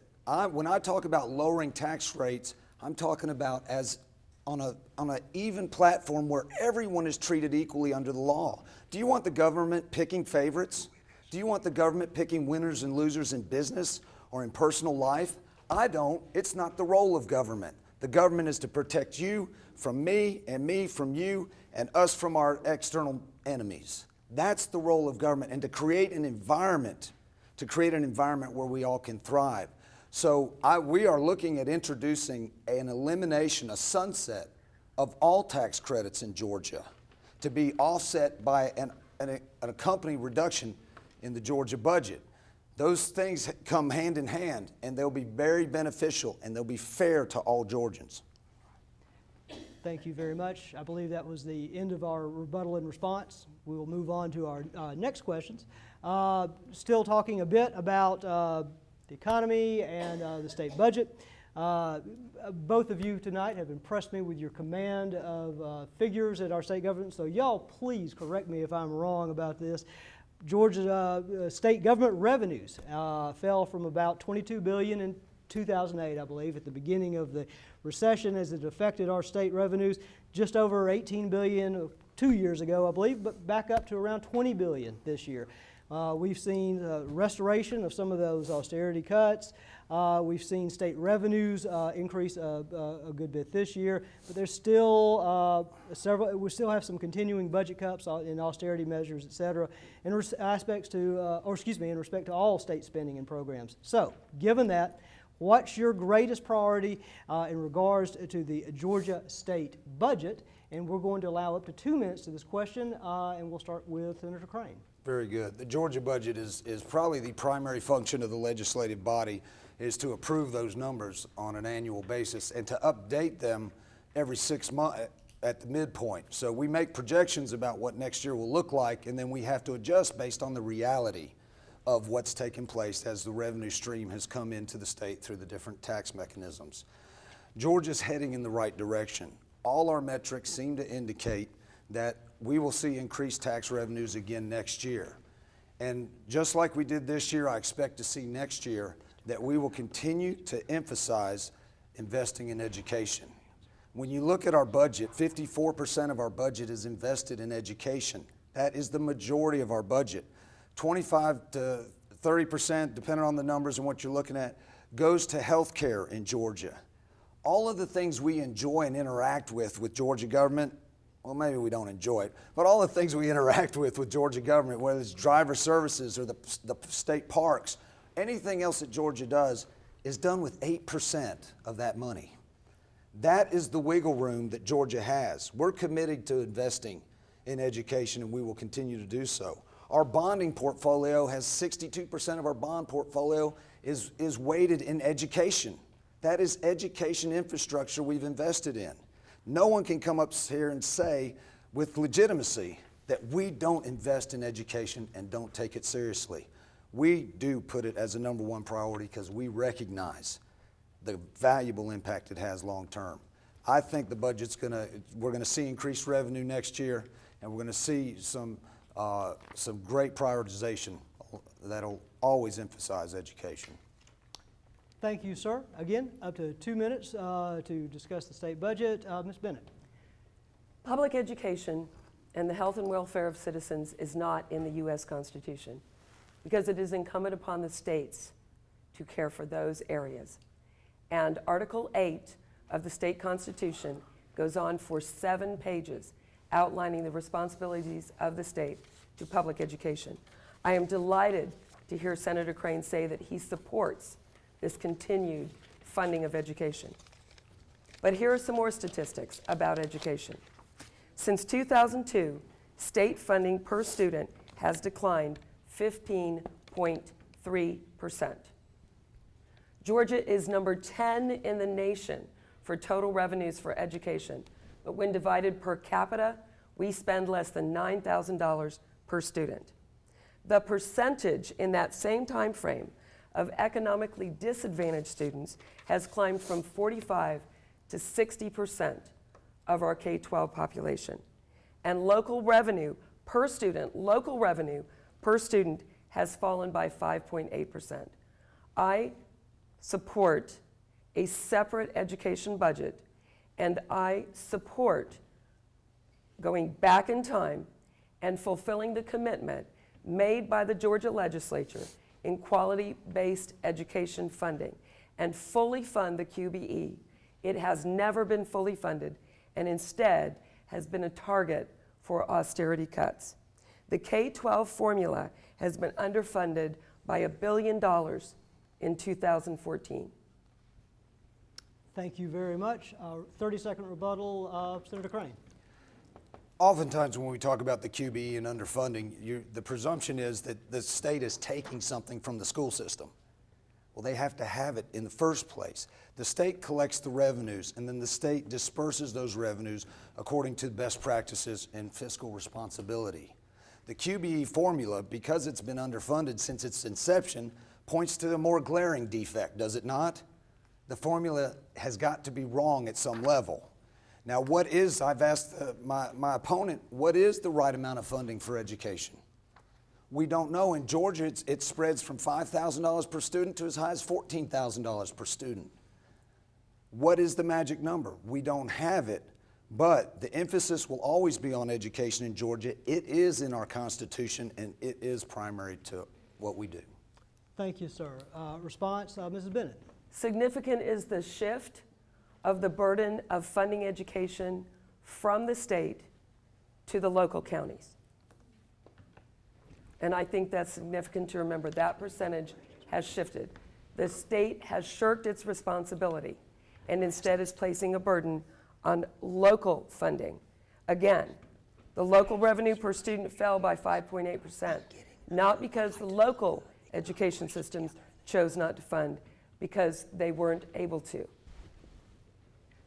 Thank you very much. I know we're talking a good deal about economics. We've gotten several questions from the audience. We're going to have a couple of other questions on the economics of the state of Georgia, if you could. So we're going to start, I think, with Ms. Bennett on this one. Here's a question from the audience, and it reads, my gross income is less than $120,000 per year, yet I pay a higher percentage in taxes than those persons making in excess of $500,000.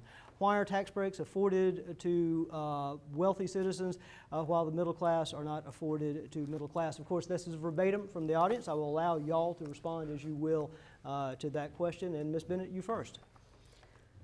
That is an intriguing question, and unfortunately the answer is far too complicated for me to answer in 1 minute. But this is income inequality at its most descriptive. The middle class has taken on the burden of the tax structure too long. I believe that my opponent has already talked about the state of Georgia needs to take a good, strong look at its tax code. We need to take a look at truly progressive taxation, where those who earn the higher salaries have effectively the appropriate percentage. This individual is not alone. Effective taxation, where the percentage of tax that you pay is measured relative to your income, is significantly important and deserves a great deal of proactive leadership to move us in the right direction. Thank you, ma'am. Senator Crane. I can't speak specifically to that individual's questions because I haven't seen the two tax returns. Show me those. I could explain to you a little bit better. But know in Georgia that they look at your federal tax return. Your adjusted gross income on your federal return translates into what's going to be what you owe taxes on in Georgia. And Georgia has a progressive tax rate structure right now. It means it incrementally gets higher as you make more money. I think that is punitive to productivity. We've got to have a productive sector. A flat tax treats everyone equally. And if you get rid of all the deductions, if you get rid of all the manipulative code in the IRS code and in the Georgia state code, you get rid of those things, all the politics, most of it goes away because everybody just pays their part of the share without any deductions. The difference in those two examples that were probably given, Dean, were probably one person was able to take advantage of a lot of tax credits and tax deductions, where us in the middle income brackets were not availed as much of that. So. Thank you, sir. Ms. Bennett, rebuttal? Adjusted for inflation, the average Georgia family's per capita income, well, I'll just put it simply. Georgia families make $6,000 less this year than they did 10 years ago. And what we're seeing is Georgia families having to spend every penny that they earn, every dime that they make, middle-class families, for food, clothing, shelter, transportation. And this is where the problem lies. That the middle class does not have the income to provide for themselves and to plan for their future, to set a little bit aside. Over 50% of the families in Georgia, probably more, are $400 away from financial ruin. $400 away from financial ruin. They cannot afford for their income to be reduced anymore. Thank you very much. Response, Senator Crane. Well, I agree with that wholeheartedly. I mean, what is one of the reasons why we've seen a reduction in our buying power? Think about it. In the last 8 years, what was able to be purchased for $1 now it only has a value of 86 cents. We've lost 14% of our purchasing power because of the policies at the federal level. We have been printing money at the rate of $85 billion a year, and if you're going to serve in the state Senate, you better have a federal perspective because we get $11 billion a year from the federal government. We need a stable federal government so we can have a stable United States of America. We are in trouble, folks, because of the fiscal policies being thrust on us from upriver. And it's time we change that direction. Georgia has its house in order. It needs to continue to do so. Thank you very much. We'll get on to our last question that deals sort of specifically with the question of economics and budgets. And this is a budget question from the audience. All right. And we're starting with Senator Crane. If you had the votes of colleagues in line, which state of Georgia agency would you eliminate and why? Oh, that's very interesting. If I had the votes to eliminate an agency, wow. The way the Board of Regents is structured in Georgia, they get their entire budget in a lump sum from the state legislature. And there's no way for the people to see or have any impact or influence on how those dollars are spent. I would like to see that reworked so the citizens are reconnected with what's happening in our post-secondary school system. We have some of the best post-secondary schools in the country. Georgia Tech, University of Georgia. They are top schools in the entire nation, but they're getting too expensive for our kids to attend. We have been on a building binge for the last 15 years. We need to have some more oversight at the state level. I'd like to see, I'm not saying abolish it, but we need to be able to see behind the curtain at the Board of Regents. Thank you, sir. Mrs. Bennett. I don't think we can afford to cut any more. If I wanted to rework an agency, I would like to rework the Governor's Development Council, because over the past several years, that council has ignored the policy proposals made to it by regional planning commissions, by the Council on Aging, by the very professionals and researchers that our tax dollars pay for to do the kind of policy planning and research that we need to sustain growth, well, to return back to a growing Georgia. Our per capita GDP has declined beginning in 1998. This is not something that started with the recession. So I wouldn't close an agency, but I do agree with my opponent.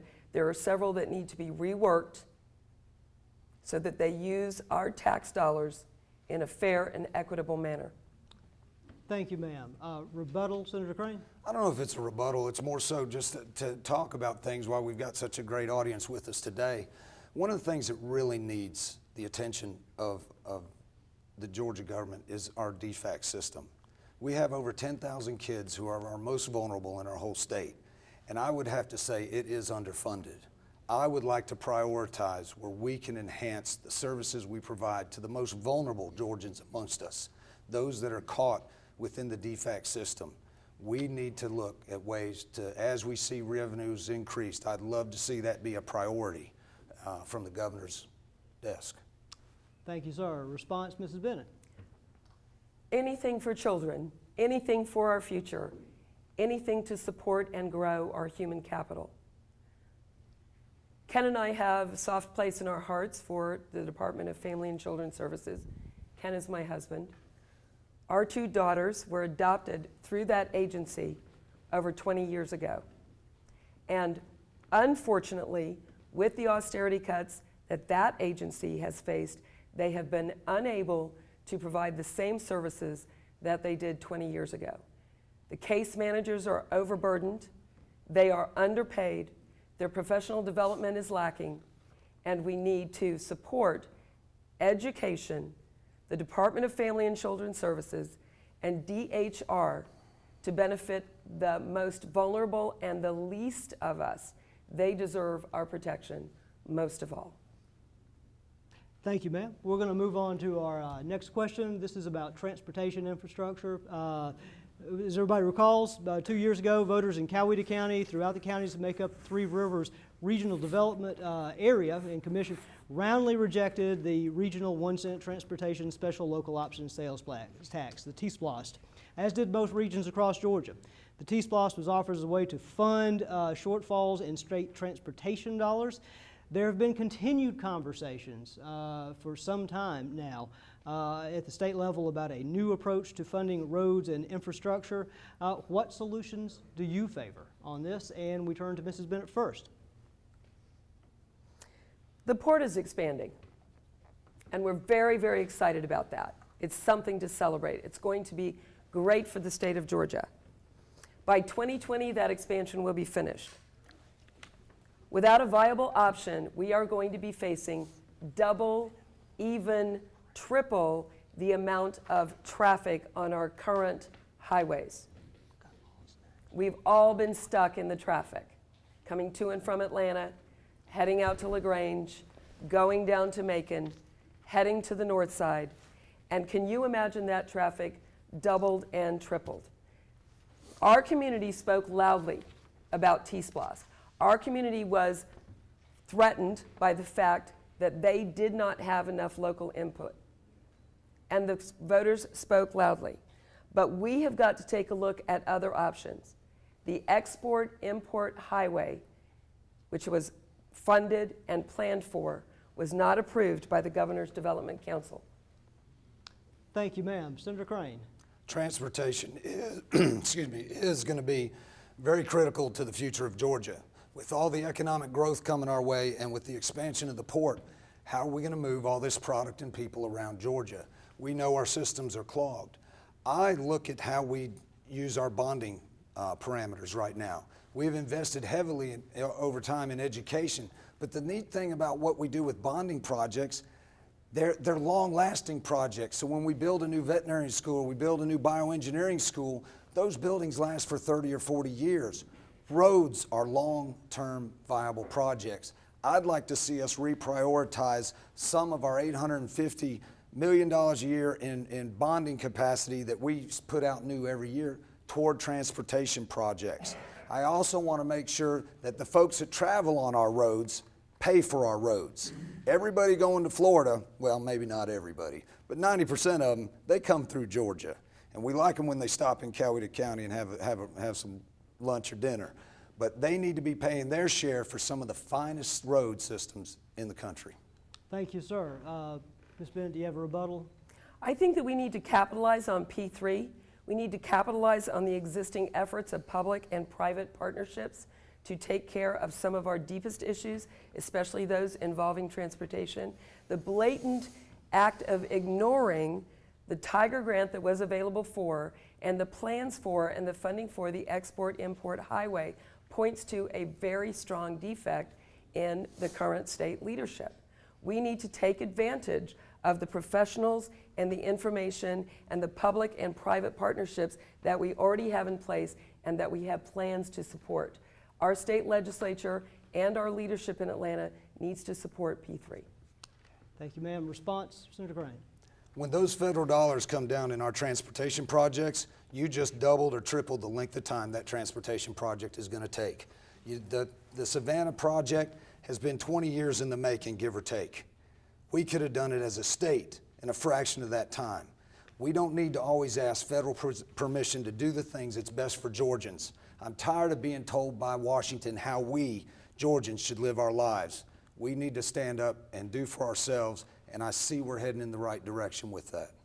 Right. We'll move on to our next question. This is from the audience. What is your opinion of the recent Senate Bill 98, which prohibits abortion coverage in the state health plan? Ms. Crane, Senator Crane, you first. Well, that's a softball question. The bulk of the language in that bill was authored by me and in my office. I don't think taxpayers should pay for abortions. And I just think that's a very simple thing.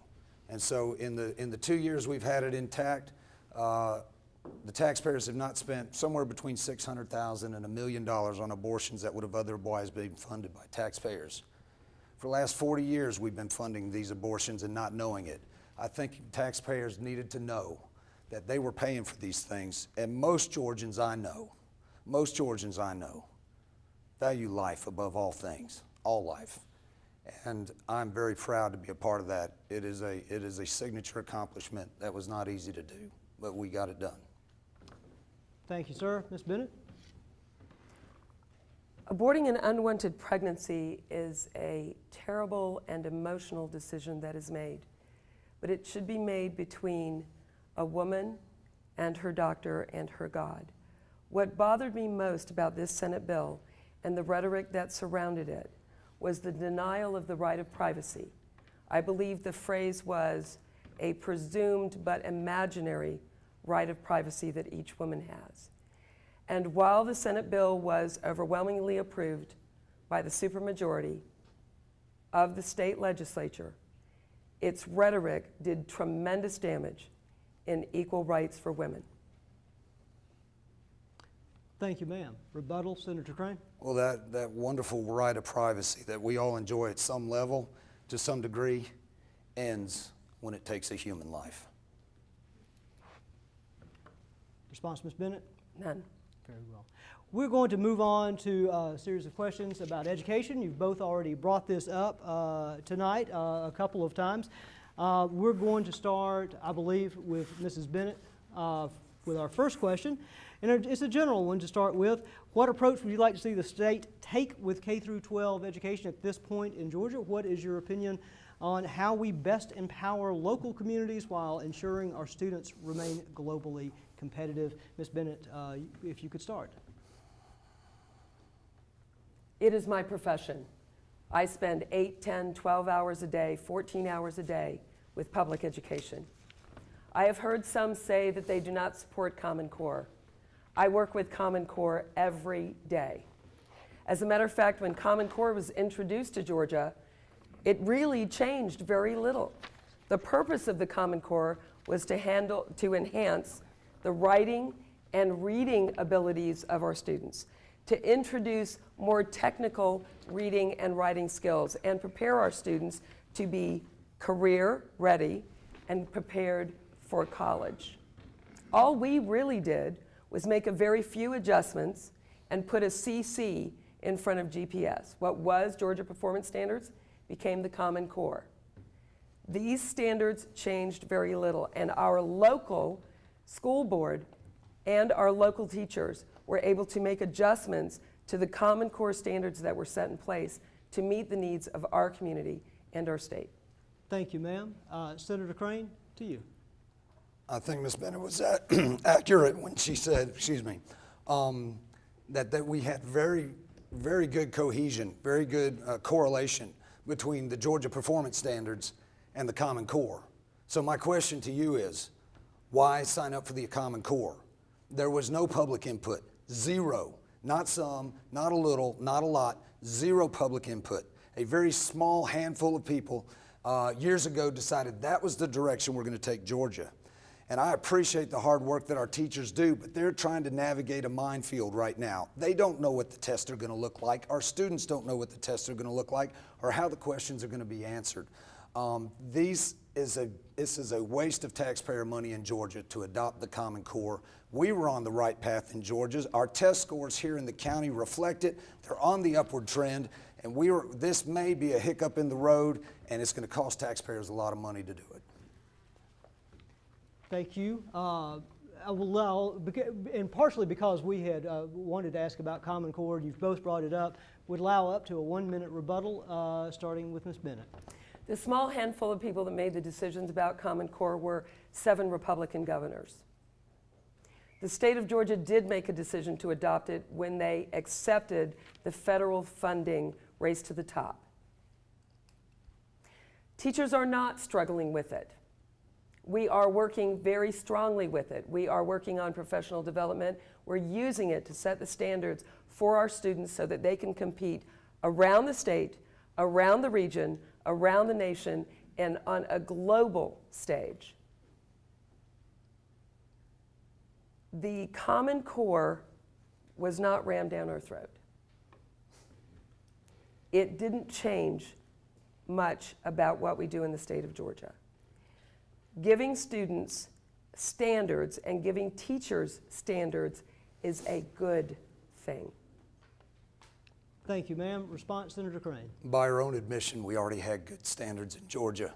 We were working in the right direction, and I think we have cost ourselves a lot of money to try to adapt to this new set of standards. Right. May I speak to that money? Would you object to that, Senator Crane? Fine. Please do, and we'll Senator allow Crane 30 is correct. seconds. We had a wonderful testing system in place. It was called the end-of-course tests. It had been in place for approximately 9 years. We were collecting data. We were able to get testing data and able to adjust our curriculum. We were able to adjust our differentiation based on test scores that we were receiving from the end-of-course test. And if you want to talk about wasted tax dollars, let's talk about the $175 million that was spent in June, given to McGraw-Hill in order to rewrite the end-of-course tests and call them the end-of-course assessments. That is a waste of tax dollars. We had a great system in place that was meeting and being adjusted to meet Common Core standards and requirements.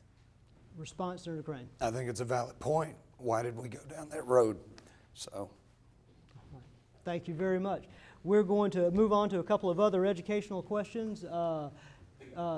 Senator Crane, I'll go with you first. We have a couple of these that we could add to it. This one, I apologize. Here we are. Not all high schools students desire or perhaps are on the trajectory to go to college. How can schools better prepare students with for jobs with skills that pay well? How can we educate all of our students to become a part of that 21st century economy? Senator Crane. I think we're kind of sitting in the poster child of how to hit give young people the opportunity to do. Look what's going on back here and behind the cameras. These are young people. These are our students that are running a TV production. I got to run a table saw and shop. You know, this is much better. This is impressive. What we do here at CEC is a model for the entire country. People come here to see what we're doing. And I think Coweta's got it right. We're very fortunate to have good leadership at a lot of levels. And I think our education system here reflects that. Very good. Mrs. Bennett. I agree with the Senator wholeheartedly. We are standing in the crown jewel of technical education. Certainly the CEC has been ahead of making the adjustments necessary to keep up with the times. What we need to do in education is to capitalize on the information that is available to us and continue to fund and fully fund programs like this. CCRPI, College and Career Readiness Program and Planning, is in place. It is wholly embraced by teachers. We have got programs that are going to make Georgia successful. What we do not need to happen is for revenue to be reduced, for funding to disappear, or to be hijacked for other unnecessary programs. Thank you very much. Rebuttal, Senator Crane? I think the governor's priorities are very clear, that he, and I agree with him on this, focuses on this career path for young people to help them get an idea how they're going to best serve their community and live out their dreams. Very good response, Mrs. Bennett. I agree. Very well. Our next question, also on the theme of education, goes to Ms. Bennett first, I believe. Currently, the State Board of Education is appointed by the governor. There has been legislation introduced to make the Board of Education elected by the people, I think in congressional district. Do you support an elected State Board of Education, Mrs. Bennett? That is going to take a great deal of examination. My first and initial reaction would be, I always love the democratic process when people vote for those who represent them, but the only way that we would get rid of the political influence that I believe is driving this, if it's an appointed board, then certainly there are political influences, and the only way to protect ourselves from that is if it were non-partisan elections to the State Board of Education. Because certainly education should be not a political football and should be decided in a bipartisan and nonpartisan manner. Thank you, ma'am. Senator Crane. I think the citizens should always select their representatives. That's just, right. And I think at that level, you don't want to, that's a very important role in the state. Very, very big shoes to fill. And I think the people would do well in selecting the people to represent them at that level. Rebuttal, Ms. Bennett? All right. We'll move on to our last education question. It's been submitted to us. In a sense, this is asking about Georgia's direction with charter schools.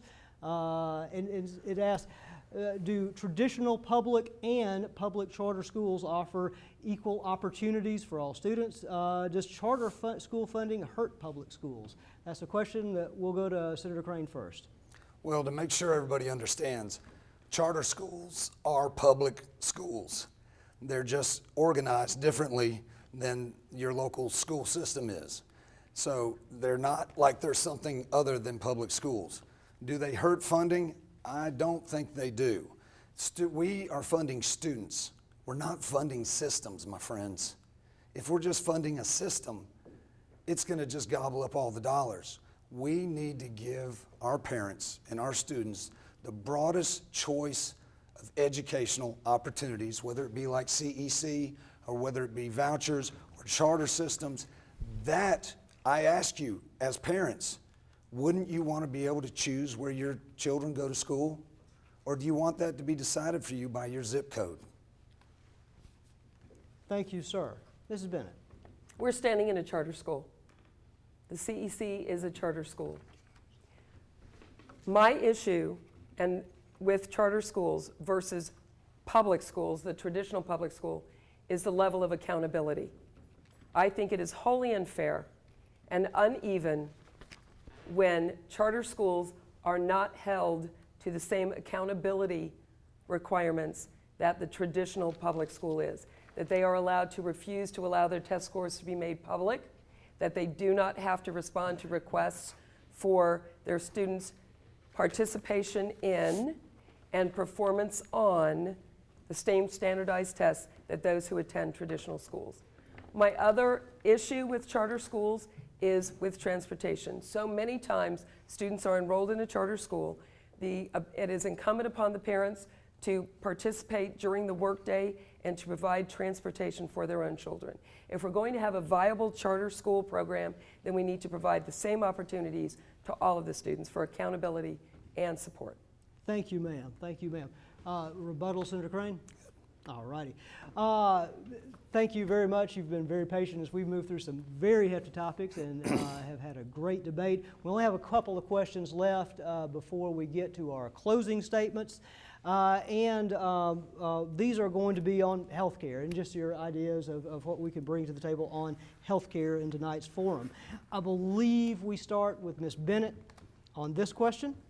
Healthcare spending makes up a significant portion of our state's budget. Medicaid and Peach Care account, I think, to approximately 12% of the budget. What, in your opinion, is the state of our healthcare obligations here in Georgia? And we'll start with you, Mrs. Bennett. The bottom line of that question is, do I support Medicaid expansion? And I do. I do.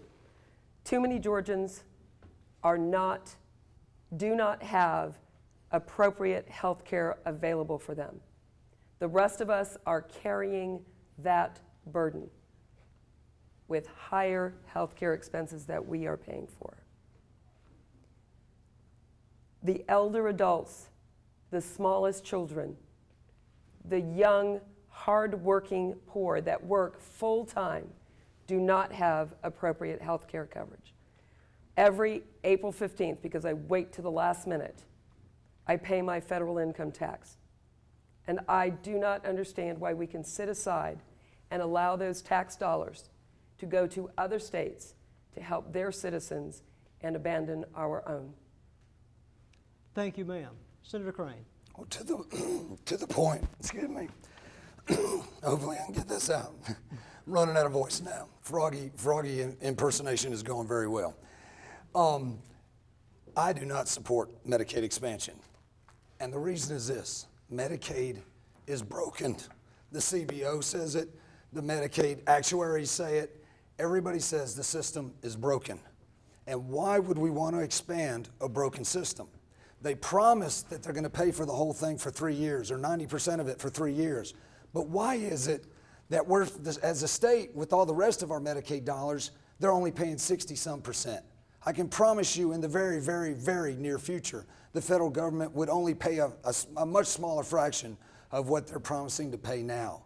There is a way to fix and meet the needs of those who need quality health care, but we cannot do it under the thumbs of the federal government. We need a full waiver from the federal Medicaid requirements, and we need to be able to do what's best for Georgians. There are solutions, but not under their thumb. Thank you, sir. Rebuttal, Mrs. Bennett. The Georgia needs of medically fragile children is becoming more critical. Medically fragile children. These are children with cerebral palsy, muscular dystrophy, spina bifida, genetic disorders, and traumatic injury. Children. The gap between what is deemed medically necessary for these children and what is actually covered by their private insurance and or Medicaid is widening daily. Georgia's fragile kids. I do not condone turning away our own money and allowing our hospitals to close and our citizens to be denied proper and timely health care because we're bothered that it's federal dollars. It was mine to begin with, and I want it back. Thank you, ma'am. Rebuttal, Senator Crane. Well, the money they're talking about is not any of ours. It's our grandkids. They are borrowing for our future, for our current convenience, and that is not a way to run a government. Thank you both very much. We have one other healthcare question, submitted question. It kind of gives a bit of an opportunity to maybe perhaps expand on your thoughts in a little bit different direction. The question is that only a couple of generations ago, many families had more extended families, stay-at-home mothers who could care for elderly parents. Today, so many people work into their 70s. They cannot be available to care for elderly parents to the extent that they sometimes need it. Nursing homes can be expensive. Some families have a hard time affording them. As state senator or representative, how would you address this problem? And I believe we are starting with Senator Crane. Okay. This past session, we separated out the Department of Aging. Forgive me, folks, I'm sorry you have to listen to this from my tone of voice. But we separated out the Department of Aging Services because we recognize what is coming to Georgia and to the entire country as a whole, because our birth rates are dropping. And so what our society looks like age-wise is changing very, very dramatically and actually very quickly. And so Georgia is prioritizing that by separating out that department so we can specifically address the needs of our aging population. And I think we're headed in the right direction with that. We have got to allow people to plan for their future. If we take it from them now, how can they invest it for the future? Thank you, sir. Mrs. Bennett. Georgia is the 9th fastest growing state in aging population. Not only are we aging, but a number of citizens are choosing to move to Georgia to be nearer their younger family members. The Department of Human Services funding has remained flat since 2004. This is something that is near and dear to my heart. My sister and I share the care of our aging, infirm, elderly mother. Additionally, I volunteer and sit on the board for the Meals on Wheels of Coweta. I know that food insecurity and housing insecurity is real in the state of Georgia. And I'm not talking about the future elderly. I am talking about those people now that do not have the funds to feed themselves. These are people who were viable citizens, who contributed to our state, who worked, who paid their taxes, and we need to follow the advice and the programs and planning of the Council on Aging and fund their programs. Thank you, ma'am. Rebuttal, Senator Crane. No rebuttal. Very well. In that case, we will move on to our closing statements in just a moment. I believe as a result of our order, we're going to go with Ms. Bennett first, Senator Crane second here in our closing statements. Thank you very much for your great answers tonight and this engaging conversation we've had here. Up to 3 minutes if you'd like, and we'll start with you, Mrs. Bennett, for your closing statement. Good, thank you. I would like to thank everyone for their attention and their caring. You are the future of Georgia, and I thank you for being here. I ran for this office 3 years ago. At that time, I worked very hard to research and prepare myself and be familiar with the issues important to the people of District 28. And since that time, I have continued my attention on those issues important to our district. 3 years later, except for one, we are talking about the same issues. In 3 years, the problems remain the same. But more importantly, they have intensified. Georgia is being left behind. But we can have a Georgia that's moving forward. We can come together as a state. We can solve our problems. I share your dreams. I believe that government works. I believe that politics is the art of negotiation, not a strategy of obstacles.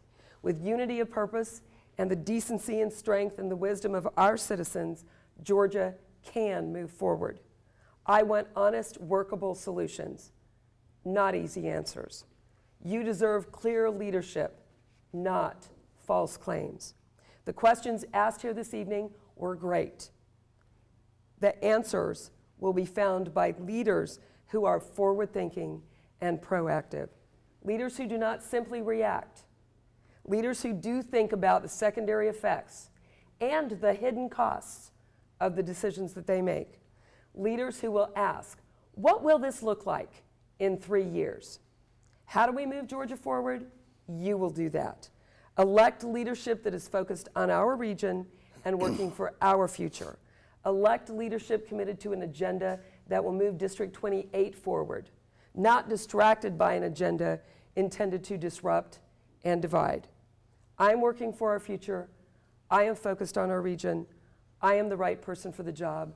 I am asking for your vote, starting with early voting on October 13th. Cynthia Bennett, candidate for Georgia Senate, District 28. Thank you, ma'am. And your closing statements, Senator Crane. I will try it. Excuse me. It's about gone. So, we talked about a lot of problems tonight, and government is not the answer, my friends. Government never was the answer. The answer to all our problems are reflected in many of the comments you heard tonight. The answer to our problems as a county, as our local cities, as a state, and as a nation, and honestly for the world. We have to have a bigger perspective, folks. We have to. But the answer to that is in the strengths of our family. We have got to build on our strengths as families and not continue to weaken those things that are foundational to our state and our nation. I deeply believe that this is crucial to where we go. We can put in any program, we can put in any ideas you want, but if we undermine the strength of our homes, the things that have strong biblical foundations, if we undermine those because we don't want to offend somebody, we are doing ourselves a great disservice. We're doing our children and grandchildren harm. I am one of the most conservative representatives as senator of Georgians in the entire state. My voting record reflects it. The Chamber of Commerce doesn't like me. The leadership that pushes some of their ideas that are bad for Georgians don't like my voting record. But I vote based on principle. I'm not trying to put roadblocks out there. I'm not trying to make things difficult. I'm trying to do what's right for future Georgians. And I guarantee if it's right for future Georgians, it's right for us today. We cannot take a handout today and charge it to our kids' future bank accounts. We have got to do what Georgia has done for the last 4 years. Tighten its belts, run fiscally conservative government, and come out charging like we have. And we're attracting business and people from all over the country. They come here because Georgia is a great place to live. You re-elect me, and I'll make sure we continue to be the best place in the country to work, live, and do business. Thank you. Thank you very much. I'd like to take just a moment before we close out to thank several people. Thank you again to the Central Educational Center and Mike Britt and his team members who have put on this set for us in this forum tonight. We greatly appreciate it. Thank you to the Democratic Party of Coweta County, Chairman Dennis Thompson, and all that he has done. The Coweta County Republican Party, Chairman Brant Frost, again, who's also been up here with us, and all that they have done in the Noonan-Coweta Chamber of Commerce, everything that everyone's done in coming together and putting this forum on tonight. Thank you to our audience, and again, most of all, thank you to our candidates. I think you have borne up very well under hot lights and with hoarse throats, and you've come here and had a wonderful and vigorous debate. We thank you for doing that. Most of all, we thank you for running for public office. I'd like everybody to congratulate you for that. Thank you.